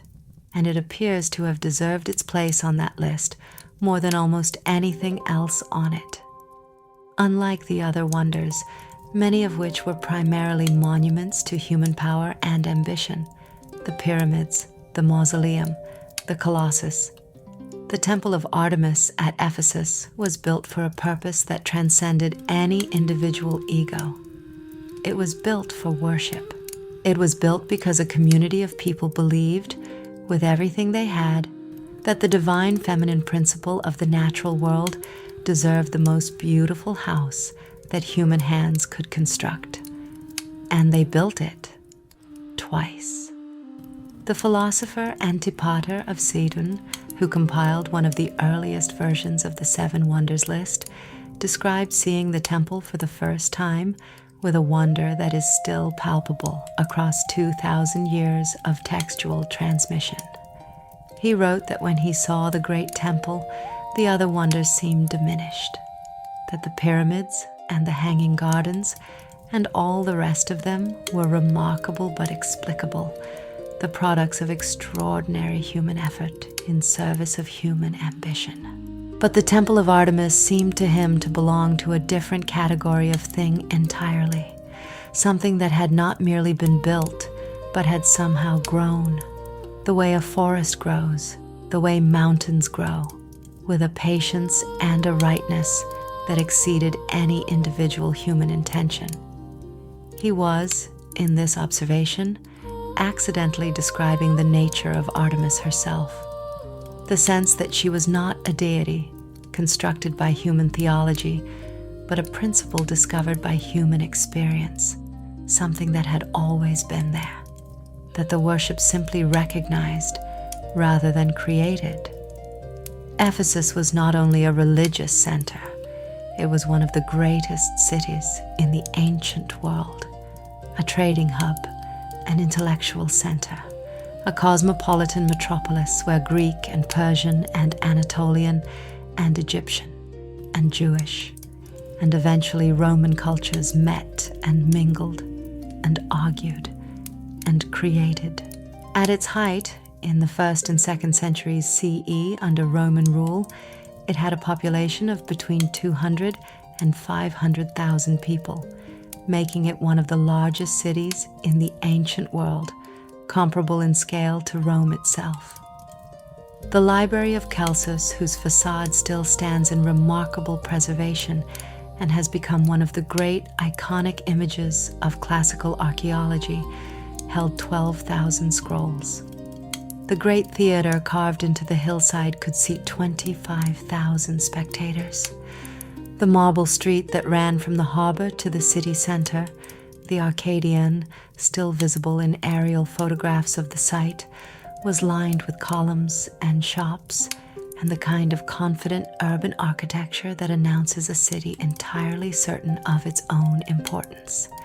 And at the center of all this, at the heart of this great cosmopolitan city, this meeting place of civilizations, this library and theater and marketplace and port, was the temple, the goddess, the ancient principle of the wild feminine, the huntress and protector and guardian of boundaries, translated into the language of Hellenistic urban sophistication without losing any of her essential wildness.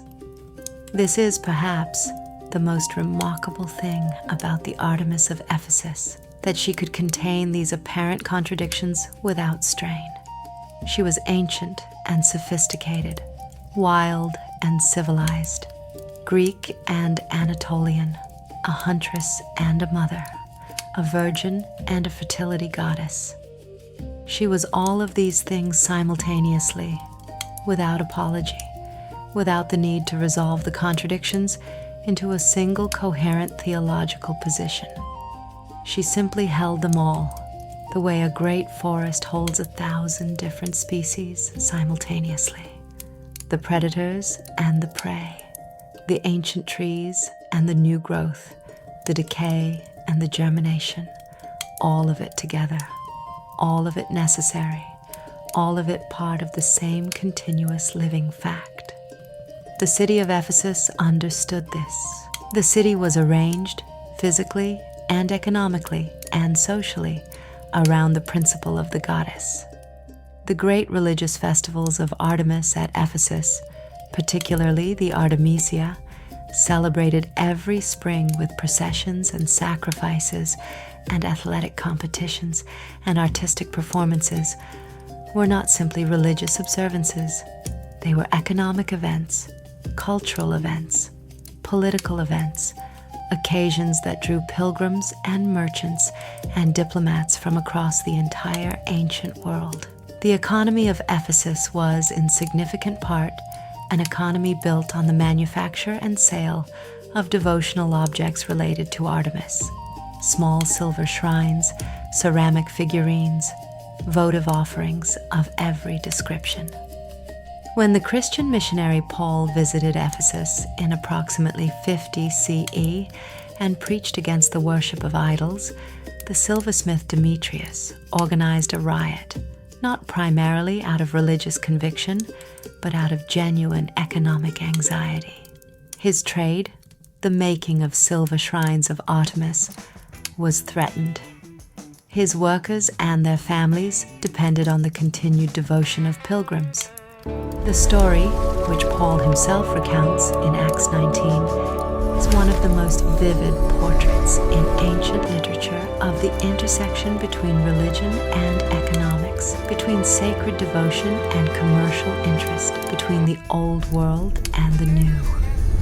The crowd that gathered in the theater, 25,000 people shouting, "Great is Artemis of the Ephesians," for 2 hours without stopping, according to the Acts account, was expressing something more complex than simple religious fervor.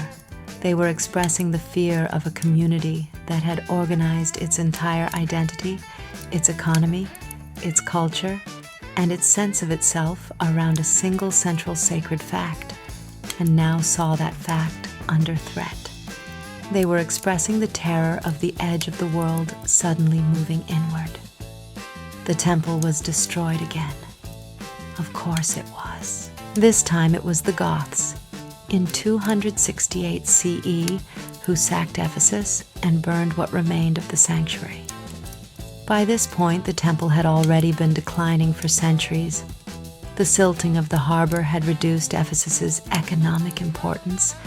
The rise of Christianity had eroded the theological basis for the cult, and the accumulated weight of historical change had done what historical change always does to everything eventually.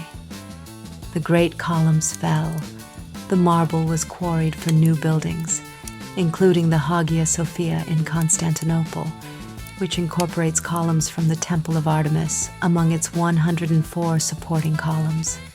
A fact that feels either like a profound irony or a profound continuity, depending on how you choose to read the relationship between the religious traditions involved. Today, the site of the Temple of Artemis at Ephesus is a flat field on the edge of the modern town of Selçuk in western Turkey, marked by a single reconstructed column standing alone in a marshy depression. Around its base, fragments of the original carved column drums that once formed the lowest sections of the great columns lie in disorganized heaps, partially submerged in water when the season is wet. The column itself, this single lonely marker, is topped with a stork's nest, occupied every spring when the storks return from their African wintering grounds to breed. When archaeologists first raised this reconstructed column in 1972, they did not plan the nest. The storks planned it themselves, arriving the following spring and beginning construction, with the calm assumption that this tall structure, in the middle of a flat field, was exactly the kind of place they required.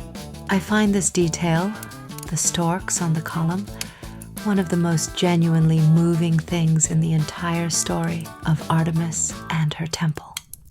Because Artemis was always the goddess of wild things claiming their natural habitat. She was always the principle of the non-human world asserting itself over human construction, reminding us that our buildings are temporary and the birds that nest in their ruins are indifferent to our civilizations. The great temple is gone. The city is ruins. The harbor is a field. And the storks come back every spring to the single remaining column, because a tall structure in an open field is exactly what they need, and they are not interested in anything else about it. Artemis, one feels, would approve entirely. But before we leave Ephesus, before we leave this remarkable city and its remarkable goddess and the extraordinary 3,000-year conversation between human devotion and divine wildness that the temple represents, there is one more story to tell, one more thread to follow into the dark. Among the many thousands of pilgrims who visited the Temple of Artemis at Ephesus over the centuries, there was a tradition of seeking asylum. The temple precinct was sacred ground, inviolable, protected, outside the jurisdiction of any civil or military authority. A person who reached the temple and placed their hands on the altar of Artemis was, in the religious and legal understanding of the ancient world, untouchable. Slave or free, criminal or innocent, citizen or foreigner. The moment you crossed into Artemis's precinct, you were under her protection, and to remove you by force was an act of sacrilege that no sensible person or army was willing to risk. This asylum tradition was ancient and widespread. Many Greek temples offered it, but the Temple of Artemis at Ephesus was particularly famous for it, partly because of the temple's enormous size and prestige, and partly because the goddess's reputation as a protector of the vulnerable was so firmly established in the ancient imagination. Generations of desperate people, escaped slaves, political refugees, debtors fleeing their creditors, women fleeing their families, soldiers fleeing their commanders, made their way to the precinct of Artemis and placed themselves under her protection.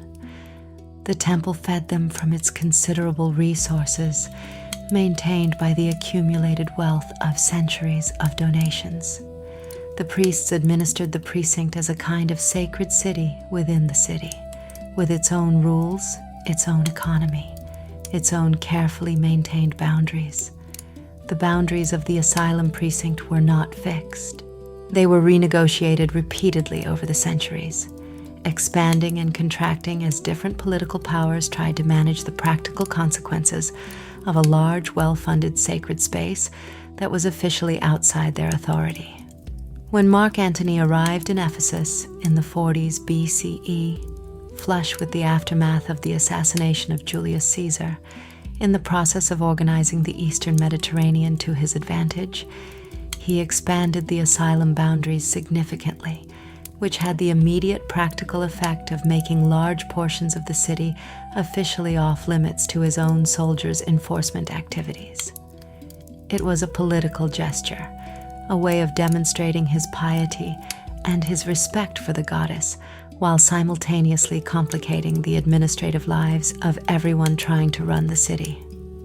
The Ephesians were deeply ambivalent about it. Augustus, when he arrived in Ephesus a decade later, as the undisputed ruler of the Roman world, contracted the boundaries again. He was a more pragmatic man than Antony in most respects, and he understood that a sacred precinct the size of a small city was an administrative problem that piety alone could not solve. He negotiated with the priests, walked the boundary, and reduced the asylum zone to something manageable. The goddess apparently accepted this arrangement. What strikes me about the asylum tradition, what has always struck scholars who study it carefully, is the light it throws on the practical, daily function of Artemis's worship in the lives of ordinary ancient people. We spend a great deal of time when we study ancient religion looking at the spectacular aspects, the great temples, the famous myths, the elaborate festival rituals. But the asylum tradition reminds us that the goddess was also, continuously and practically, a resource for the most desperate and most powerless members of ancient society. She was a last resort, a final refuge, the place you went when every other option had been exhausted, when every human protection had failed or been withdrawn, when the only thing standing between you and the worst that could happen was the reputation of a goddess who had been protecting the vulnerable since before the city was built. She was still, in other words, 3 years old on the knee of Zeus, asking for exactly what she had always needed. Not just a bow and a forest and a group of hunting companions, not just the wilderness and the mountains and the silver moon above them. She had asked, in that original divine negotiation, to be the one who helped those in need, a helper in childbirth, she had specified, along with all her other requests. And she had kept that promise across 3,000 years of worship with a consistency that puts most divine promises to shame. The huntress and the refuge, the punisher and the protector, the cold silver arrow and the open door of the sacred precinct. These are not contradictions. They are the same principle expressed from different angles, the principle of a world in balance, where what you take is returned, where every threshold has a guardian, where the wild and the vulnerable are held in the same careful hands. The night is nearly done now. Not quite. There is still a dark hour before the first birds begin, before the sky lightens at the eastern edge from black to the deep blue that precedes the deep blue that precedes the first gray that precedes the rose that precedes the gold. But the deepest part is past. The world is beginning, somewhere very quietly and very far away, to think about morning. Somewhere in western Turkey, in the flat marshy field that was once the greatest temple in the ancient world, the single reconstructed column stands in darkness. The storks are sleeping on their nest at the top of it. Those great white birds with their red bills and their complete indifference to human history, resting on the highest point available, because that is what storks do. Because the world provides what is needed if you are paying attention. Around the base of the column, the water from the winter rains has collected in the depression, reflecting the last stars. The 7 wonders of the ancient world were chosen because they exceeded human expectation, because they represented the furthest reach of human achievement, the points where the species had strained furthest towards something it could barely name, but could not stop trying to build. 6 of the 7 are gone now, surviving only in descriptions and fragments and the persistent human need to imagine what they looked like. The temple of Artemis is gone too. That single column is not the temple. It is a memorial to the temple, a marker saying here once something extraordinary stood. But the principle that the temple was built to honor, the wild feminine force at the heart of the natural world, the guardian of boundaries and protector of the vulnerable, the silver arrow that always finds its mark, that is not gone. It is in the storks on the column. It is in the wolves still moving through the mountains of the Peloponnese. It is in every forest that has not yet been cleared, every river that has not yet been straightened, every piece of the wild world that has survived the accumulated weight of human civilization and is still stubbornly, beautifully, improbably itself. She is still there, at the edge of things, watching the boundary between the known and the unknown, the tame and the wild, the day and the night. Silver bow in hand, hounds at her feet, the stars above her making the shape of a hunter she once loved and placed there herself, out of grief too large for any other container. Not in the small, everyday sense of staying true to your preferences or maintaining your routines. In the largest sense. In the sense of a divine principle that has existed for 3,000 years across dozens of cultures and hundreds of languages and countless historical upheavals, that has been worshipped and reinterpreted and appropriated and forgotten and rediscovered and renamed and feared and loved, and that has, through all of it, retained something essential, something recognizable, something that, when you encounter it at the right moment and in the right light, you know immediately. You do not need to be told what it is. You simply know, the way you know when you have walked far enough into a forest that you can no longer hear the road behind you, that you are somewhere real, somewhere that does not require your participation to exist, somewhere that was here before you and will be here after you and is, in the most fundamental sense, itself. That quality, that irreducible selfhood, that divine insistence on being exactly what you are, regardless of what the world around you needs or demands or believes you should be, is what Artemis has always represented. And in this final chapter, I want to follow that quality forward through time, through the centuries that came after the great temple fell, and the old gods were officially retired, and the world reorganized itself around new divine principles. I want to see what happened to Artemis when no one was supposed to be worshipping her anymore. I want to see what became of the huntress when the hunt was over, because she did not disappear. She never disappears. She simply changes her name. Begin with the moment of transition, because transitions are always more interesting than the stable periods on either side of them. The official end of the worship of the Greek and Roman gods is usually dated to 391 CE, when the Emperor Theodosius I issued the Edict of Thessalonica, making Christianity the official state religion of the Roman Empire, and prohibiting the practice of the old pagan religions under pain of severe legal penalty.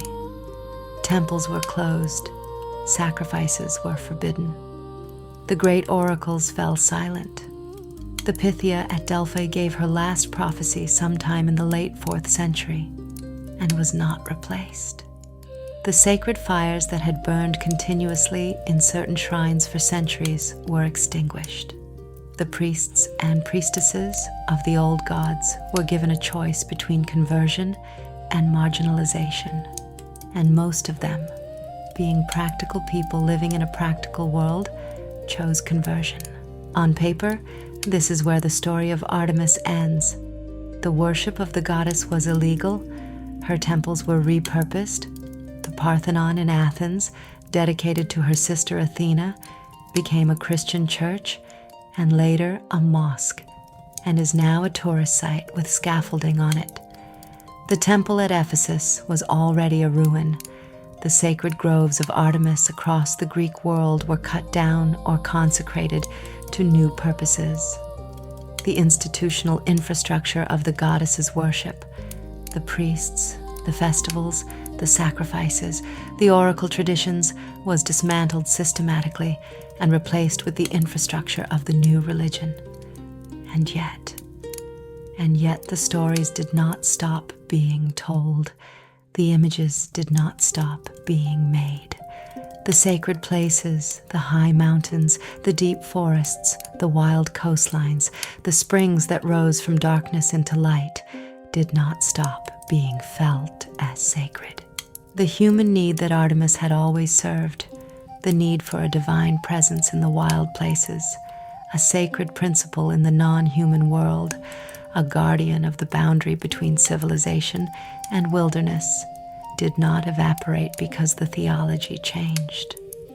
What happened instead was something that the historical record captures only partially and imperfectly, because it happened largely outside the institutions that kept records, in villages, in forests, in the unofficial religious practice of ordinary people who had been told their gods were gone, but who could still feel, on a moonlit night in a forest clearing, that something was present that had not received the imperial memo about its own retirement.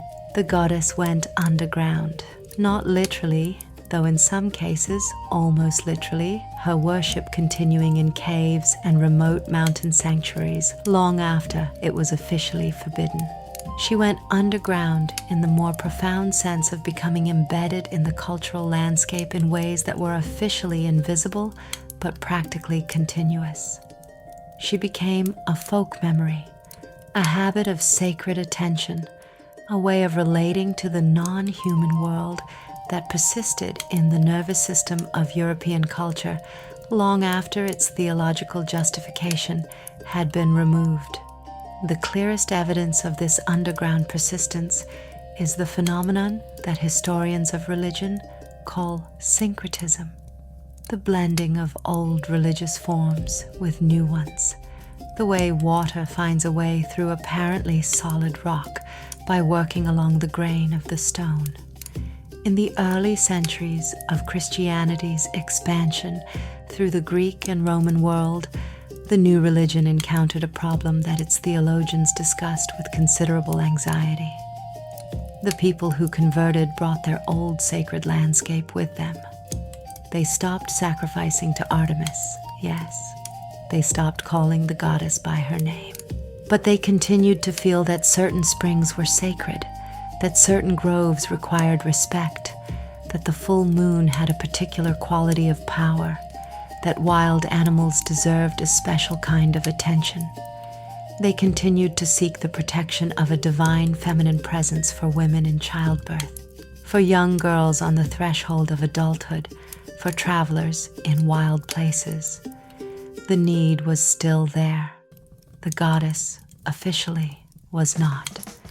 The solution that emerged, organically, over centuries, through thousands of individual local negotiations between the old sacred landscape and the new theological framework, was to find Christian figures who could absorb the functions and the sacred geography of the old gods. Not replace them exactly, absorb them, stand in the same places and answer the same prayers and address the same human needs under different names.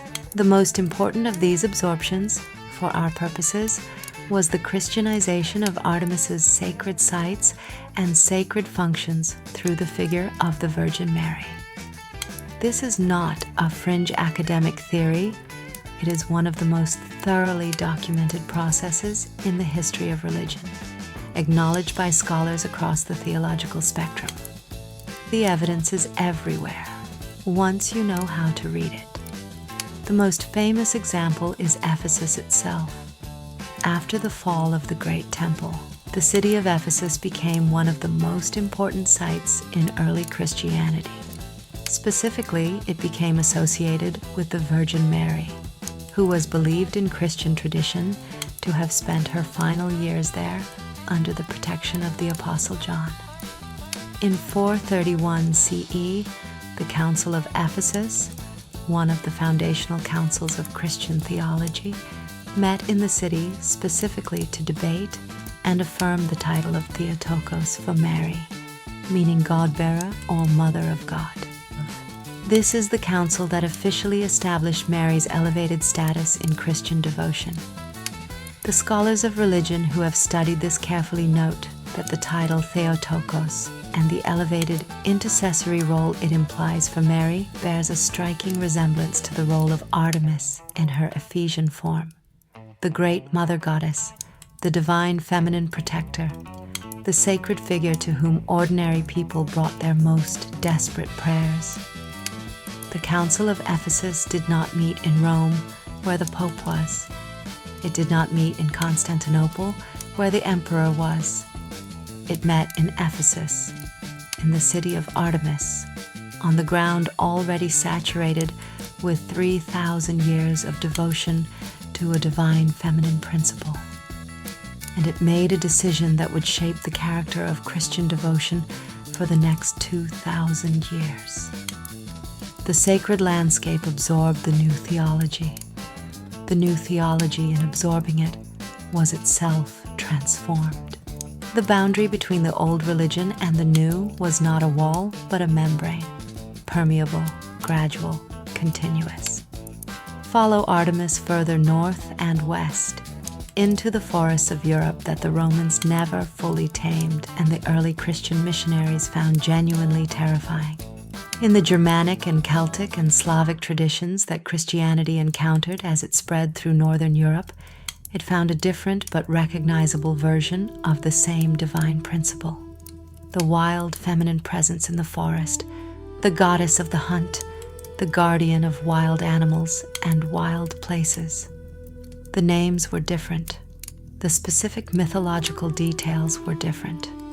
But the essential function, the sacred principle that held the wild world in balance, that required respect and reciprocity from those who entered it, that protected the boundary between the human and the non-human, was recognizably continuous with what Artemis had always been.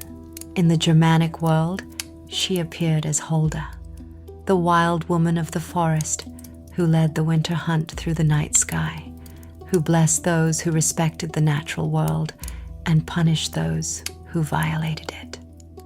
In the Celtic tradition, she echoed in the figure of the great hunting goddesses who guarded sacred groves and demanded that the human world acknowledge its debt to the non-human one. In the Slavic tradition, she appeared as Diana Divana, her Roman name so thoroughly embedded in the Slavic divine landscape that it became almost indistinguishable from the indigenous goddess it had been overlaid onto. The Roman name Diana, Artemis's Roman equivalent, proved particularly durable, particularly resistant to the theological changes that swept away most of the official divine infrastructure. Diana persisted in the European imagination with a tenacity that the ecclesiastical authorities found deeply frustrating. Church documents from the early medieval period are full of prohibitions against the worship of Diana, against making offerings in sacred groves, against invoking her name at the full moon, against the persistent folk belief in a goddess who led a company of women through the night forest on a hunt that was simultaneously literal and supernatural.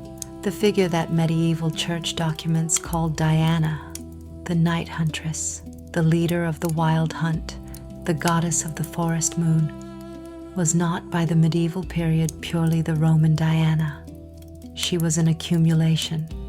She was Artemis from Greece and Diana from Rome and Holda from Germany and a dozen other local divine presences, all collapsed into a single figure that the official theology could not quite eradicate because she was answering a need that the official theology had not found a way to meet. She became, eventually, one of the central figures in what historians call the European witch tradition. The vast, complex, poorly understood, heavily persecuted folk religious culture that coexisted uneasily with official Christianity throughout the medieval period. The women who were accused of witchcraft in medieval and early modern Europe were accused, among other things, of attending nocturnal gatherings in forest clearings, of riding through the night sky in the company of a mysterious female leader, of making offerings to a divine feminine presence that the church identified as demonic, but that the practitioners themselves, to the extent that we can recover their perspective, seem to have understood as the continuation of something very old and very real. The historian Carlo Ginzburg, in his extraordinary scholarly detective work, Ecstasies, Deciphering the Witch's Sabbath, traces this nocturnal feminine cult across centuries and cultures and finds, underneath all the layers of ecclesiastical distortion and theological anxiety, the continuous thread of a very ancient religious tradition, a tradition of ecstatic contact with the divine feminine principle of the wild world that stretches back through Roman Diana and Greek Artemis to the pre-Greek goddess of wild nature who was worshipped on the coast of Asia Minor before the temple at Ephesus was built. The silver arrow flies through 3,000 years of history and lands, still true, still accurate, in the forest clearings of medieval Europe. The huntress is still running. She simply changed her name. The Renaissance brought her back into the light. When the scholars and artists of 15th and 16th century Europe rediscovered the classical world, dusted off the manuscripts, excavated the sculptures, fell in love all over again with the luminous intellectual culture of ancient Greece and Rome, they rediscovered Artemis with particular enthusiasm. She appeared everywhere in Renaissance art with the speed and frequency of someone who had been waiting a long time to be invited back in. She appeared in Titian's paintings. Diana and Actaeon, Diana and Callisto, painted in the 1550s for Philip II of Spain, are among the most psychologically complex and most visually extraordinary paintings of the entire Renaissance. Images that take the ancient myths we explored in Chapter 3 and render them in flesh and light with a sensuality and a moral weight that neither sanitizes the stories nor reduces them to simple entertainment. Titian's Diana is not a symbol.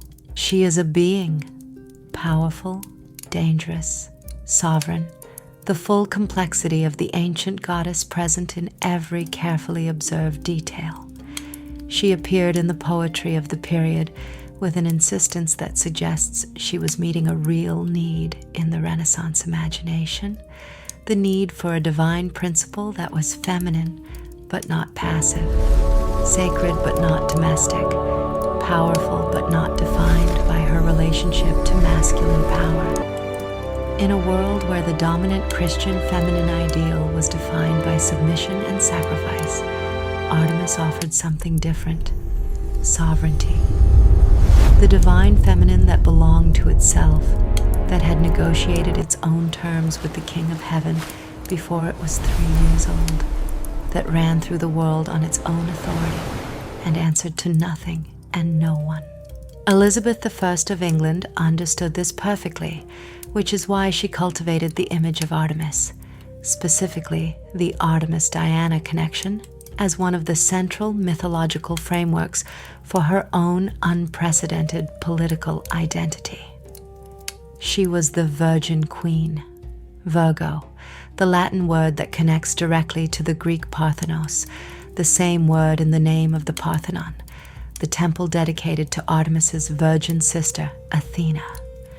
She was the queen who hunted, the queen who remained unmarried in the face of enormous political pressure to the contrary, the queen who governed alone and governed successfully and insisted on her own divine authority in terms that drew explicitly on the tradition of Artemis. Her court painters depicted her as Diana. Her court poets compared her to the moon goddess. Her court masks enacted the mythology of the virgin huntress with a political precision that left no one in any doubt about the theological argument being made. The argument was this: a woman can be sovereign, a woman can be powerful, a woman can be complete in herself, without a husband, without children, without the domestic and reproductive roles that the prevailing culture insisted were the definition of feminine existence. The goddess has always said so. Look, she said so to Zeus himself before she was 3 years old, on the mountain where she was born, and he gave her everything she asked for. She asked for herself. He gave it to her. The precedent exists. The divine law is clear. Elizabeth was not the last woman to make this argument by invoking Artemis. She was not even close to the last. The goddess has been invoked in every subsequent century by women who needed a divine precedent for their own sovereignty, their own refusal to be defined by their relationship to others, their own insistence on the full complexity of feminine existence. She has been invoked by artists and writers and activists and ordinary women who simply, in the quiet of their own private experience, recognized something in the huntress that corresponded to something true in themselves. The Romantic movement of the late 18th and early 19th centuries returned to Artemis from yet another angle, the angle of the wild natural world itself, which the Romantics were the first post-classical European culture to experience as genuinely sacred rather than merely picturesque. Wordsworth walking alone on the mountains of the Lake District, Keats writing Endymion, his long, aching poem about the moon goddess's love for a sleeping shepherd, which is as much about the yearning of the human imagination for contact with the divine as it is about any specific mythological story. Shelley's great hymns to the moon, the German Romantics' passionate engagement with the forest as a place of spiritual encounter rather than economic resource. All of this was, in its deepest impulse, a rediscovery of what the ancient Greeks had known when they built the first shrine to Artemis in a mountain grove, that the non-human world is not merely background. It is presence. It has agency. It demands a certain quality of attention from those who enter it. The Romantics could not quite name this. They did not have the theological framework for it. The old framework had been demolished, and the new Romantic spirituality was still assembling itself from fragments of classical mythology and Christian mysticism and proto-scientific nature observation. But they felt it, and they wrote about what they felt with an intensity that still communicates across 2 centuries of subsequent cultural change. They felt, in the wild places, the presence of something that was not God in the Christian sense, and not simply nature in the scientific sense, but something in between, or rather something that refused the distinction, something that was simultaneously the physical world and the sacred principle within it. They were, without quite knowing it, feeling Artemis. The goddess of wild places was still in her wild places, 2,000 years after her last official worshipper had converted to Christianity, and the Romantic poets were sensitive enough and honest enough to report what they actually felt, rather than what the prevailing theology said they should feel. Follow the thread further forward, the 20th century. The first wave of modern feminism, emerging in the early 20th century, found in the figure of Artemis a powerful mythological resource for thinking about feminine autonomy and feminine power.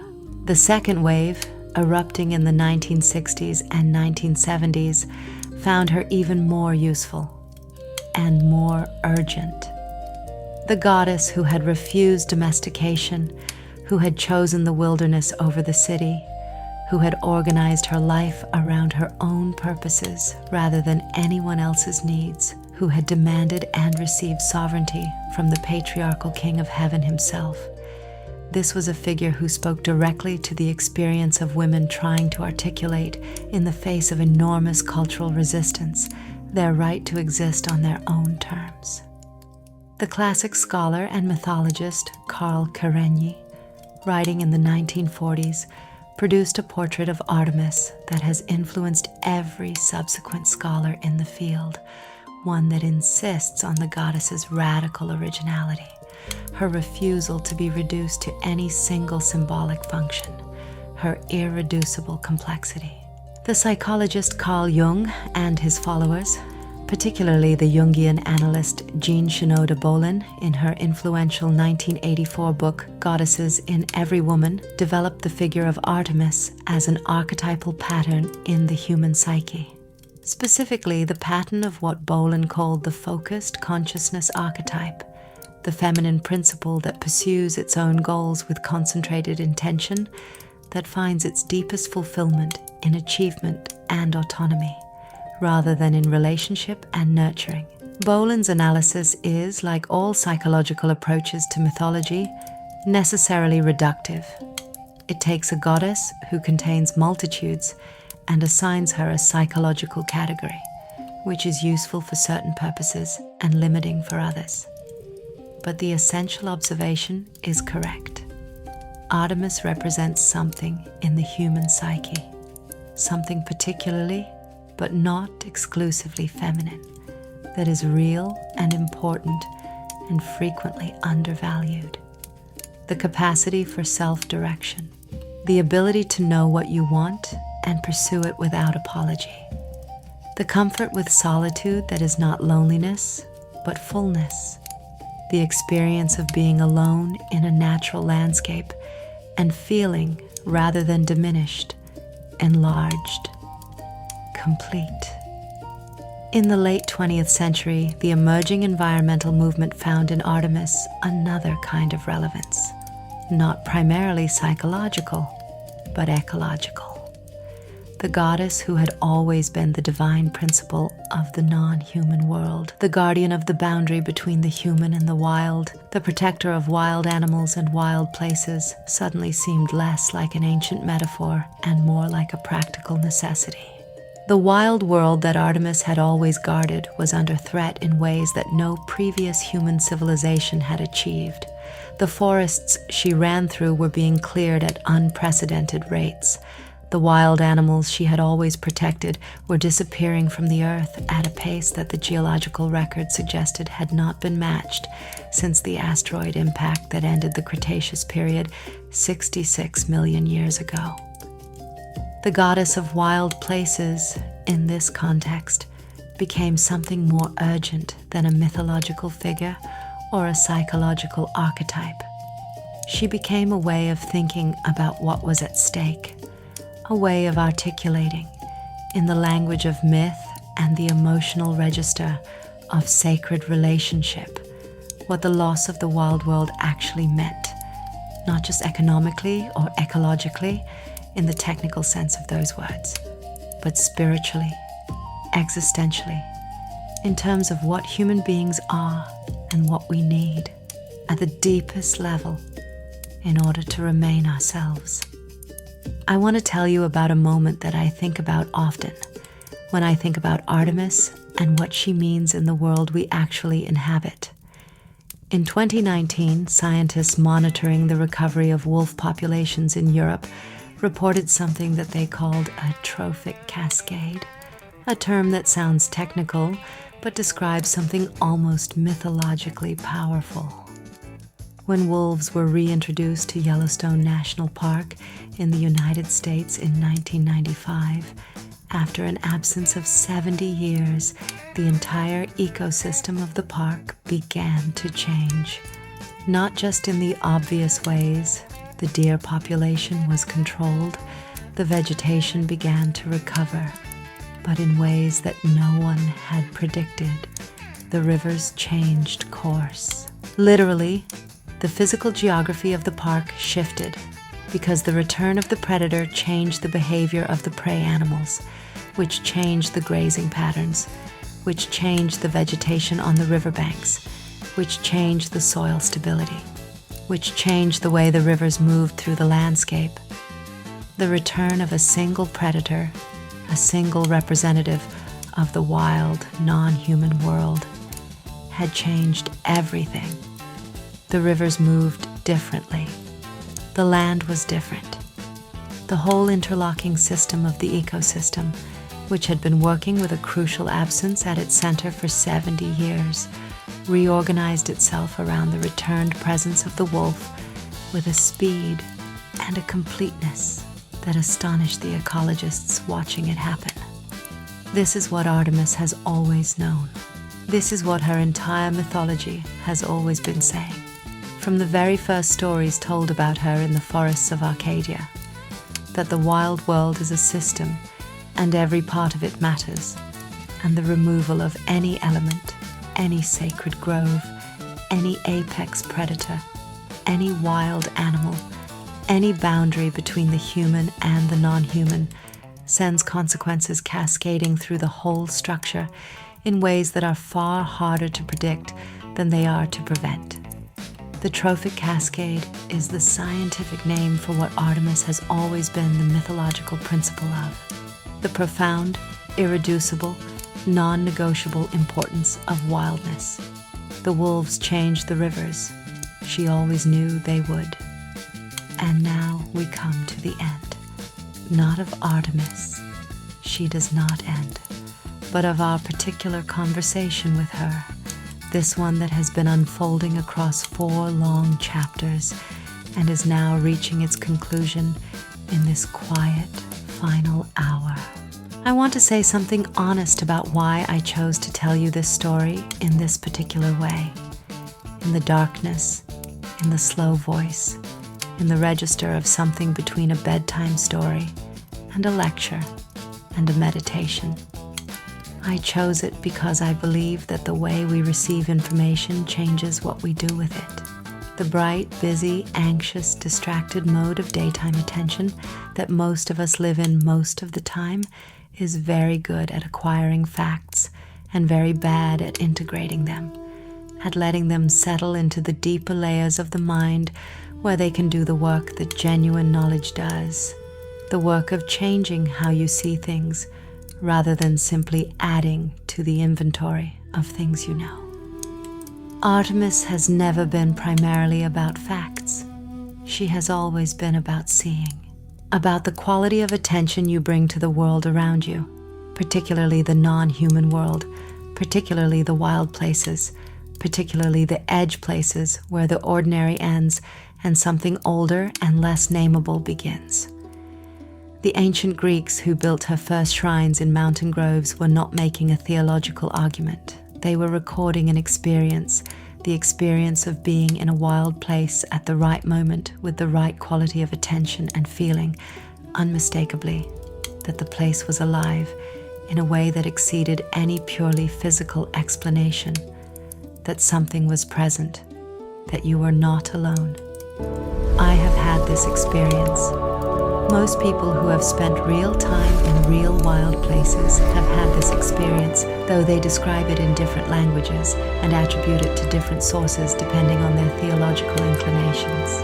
The experience itself, the sudden, certain, wordless sense of being in the presence of something larger and older and more real than the ordinary texture of daily life, is consistent across cultures and centuries, with a consistency that suggests it is tracking something genuine rather than simply projecting.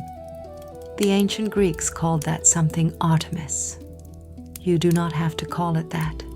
You do not have to call it anything. The name is less important than the attention, than the willingness to enter the wild world with genuine humility and genuine receptivity, to acknowledge that it does not exist for your benefit and does not require your participation to be what it is, to feel the particular quality of presence that a forest has when you have walked far enough into it that the sound of the road is completely gone. She is there. She has always been there. The question is whether you are paying attention. Let me tell you what happened to Iphigenia. We left her, in the 3rd chapter, suddenly transported from the altar at Aulis to the distant country of Taurus on the shores of the Black Sea, bewildered and alive, serving as the priestess of Artemis in a place so remote it was practically the edge of the known world. She had been saved from death by the goddess who demanded her sacrifice, which is the kind of divine logic that requires either acceptance or rejection, and does not yield to middle positions. In Euripides' play, Iphigenia in Taurus, written around 414 BCE, one of the most structurally elegant and emotionally satisfying plays in the classical canon, her brother Orestes arrives in Taurus on a mission assigned to him by Apollo. He must steal the sacred statue of Artemis from the temple there and bring it back to Greece. He arrives with his friend Pylades, is immediately captured by the Taurians, and is brought before the priestess, whose job it is to consecrate strangers for sacrifice to the goddess. The scene in which Iphigenia and Orestes recognize each other, after years of separation, after everything they have each separately survived, in a remote barbarian temple at the edge of the world, is one of the great recognition scenes in all of drama. Euripides takes his time with it. The recognition is gradual, interrupted, almost averted several times by misunderstanding and the sheer improbability of the situation. And then it lands, the moment when Iphigenia knows that the man before her is her brother, alive, real, standing in front of her in the temple where she has been serving the goddess who saved her life. They escape together. They take the statue. They go home.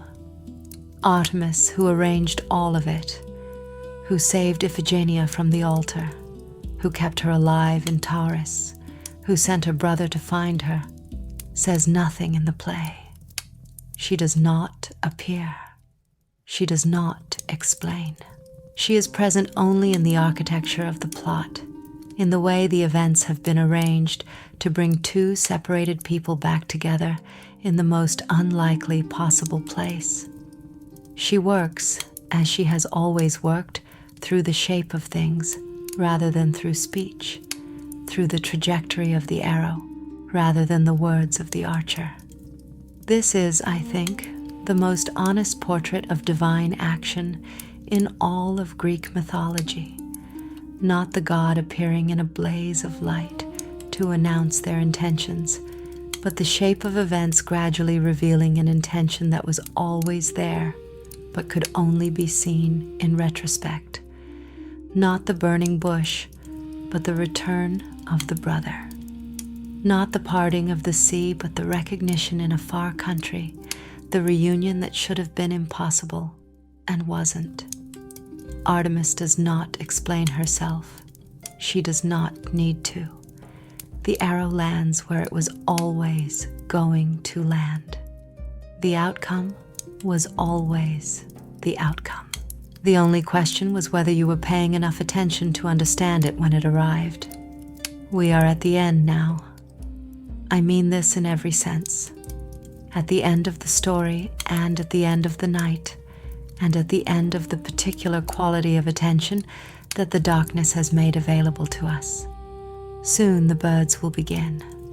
They always begin before the light. A single bird first, tentative, testing, and then another, and then the whole collective decision of the dawn chorus committing to the new day with an enthusiasm that seems, at this hour, slightly aggressive, but is ultimately irresistible. Before they begin, let me give you this. Artemis asked Zeus for 6 things on the day she was born: a silver bow and arrows, eternal virginity, a name that was not the same as her twin brothers, the whole wilderness as her domain, 60 nymphs to run with her, and the title, the role of helper in the time of greatest need. 6 requests from a 3-year-old goddess who had just assisted at the birth of her own twin brother and already understood, with the complete clarity that comes from having just entered the world, exactly what it was going to need from her. The silver bow, precision, the commitment to accuracy, to the arrow that does not miss, to the consequence that is exactly proportionate to the cause. Not cruelty, not mercy. Truth, eternal virginity, sovereignty, the self that belongs to itself, that has not been subsumed into someone else's narrative, that remains after every encounter, every loss, every 3,000-year accumulation of history, identifiably itself, a name of her own, identity. The refusal to be defined by your relationship to someone else, even someone as significant as a twin, even someone who shares your origin and your parentage and your divine nature. You are yourself, not half of something else. Yourself. The wilderness, the whole continuous, irreplaceable non-human world, the forests and the mountains and the rivers and the wild animals and the dark between the stars, all of it in her care, all of it sacred, all of it real. The companions, the understanding that sovereignty is not isolation, that running alone and running with chosen companions through a chosen landscape are not opposites, but complements, that you can be both solitary and accompanied, both independent and in community, both complete in yourself and enriched by others who are equally complete in themselves. And the last one, the most important one, the one that the ancient sources often treat as an afterthought, but which is, I think, the key to everything else, the title of helper, the role of protector, the willingness to be present at the moment when presence matters most, not the glorious moments, not the ceremonial occasions, but the moments of genuine extremity, the birth that goes wrong, the young girl who needs protecting, the refugee at the altar, Iphigenia with the knife above her head. She asked to be useful, a goddess who had just been born, who could have asked for anything, who was sitting on the knee of the most powerful being in the universe and feeling his beard and asking for her heart's desire. She asked, among all the things she asked for, to be the one who helped when help was most needed. This is the thing about Artemis that I hope you carry with you out of this story and into whatever comes next. Not the silver bow, though there is something to be learned from the commitment to precision and the willingness to let the consequence of a violation be real. Not the sovereignty, though there is everything to be learned from the 3-year-old who knew exactly what she needed and asked for it clearly and received it. Not even the wilderness, though the wild world needs every advocate it can find and myth is one of the most powerful forms of advocacy human beings have ever invented. What I hope you carry is the last request, the helper, the protector at the boundary, the one who shows up at the moment of greatest need with no agenda other than to make sure that the young, the vulnerable, the frightened, the unjustly threatened, that they do not face the worst of it alone. This is available to everyone. You do not need a silver bow. You do not need a wilderness or a pack of hunting hounds or a company of nymphs or a divine commission from Zeus. You need only what Artemis has always had: the attention, the precision, the willingness to see clearly and act truly, and the understanding that the boundary between the human world and the darkness beyond it is real and matters and requires someone to stand at it. She has been standing there for 3,000 years. The watch does not have to be kept by one person. It never did. The first bird is beginning. I told you it would. That single tentative note in the darkness, the question that precedes the answer of the full dawn chorus. Outside your window, the sky is doing something subtle and irreversible. The stars are fading, not because they are going anywhere, but because the light is returning. And in the returning light, the stars become invisible, not absent, just overwhelmed by something brighter that is also beautiful. Artemis is still there. She is in the last of the darkness before the dawn, as she has always been in the last of the darkness before the dawn. She is in the single bird's first note. She is in the line of light at the horizon that is not yet gold, but is no longer black. She is in every forest that is still standing, every wolf still moving through the mountains, every wild creature going about its wild business in the wild world that has somehow, improbably, survived everything we have done to it, and is still, this morning, as it was on the first morning, itself. She is watching the boundary. She is keeping the watch. She has always been keeping the watch. You can sleep now. The precinct is secure. The asylum holds. The arrow is true. Tomorrow, or today, in a few hours, when you wake up to the full light and the full noise and the full demanding complexity of your actual life, there will be things that need your attention, things that need your precision and your willingness to be present at the moment when presence matters. There will be boundaries to watch, and vulnerable things to protect, and wild places to notice, and people who need someone to show up at exactly the right moment, with exactly the right quality of attention. She will not do any of it for you. She never did anything for anyone. She worked through people, through events, through the precise trajectory of consequences that she set in motion and then stepped back from, trusting the arrow to fly true. You are the arrow. You have always been the arrow. Now sleep. The huntress is here. The night is almost over.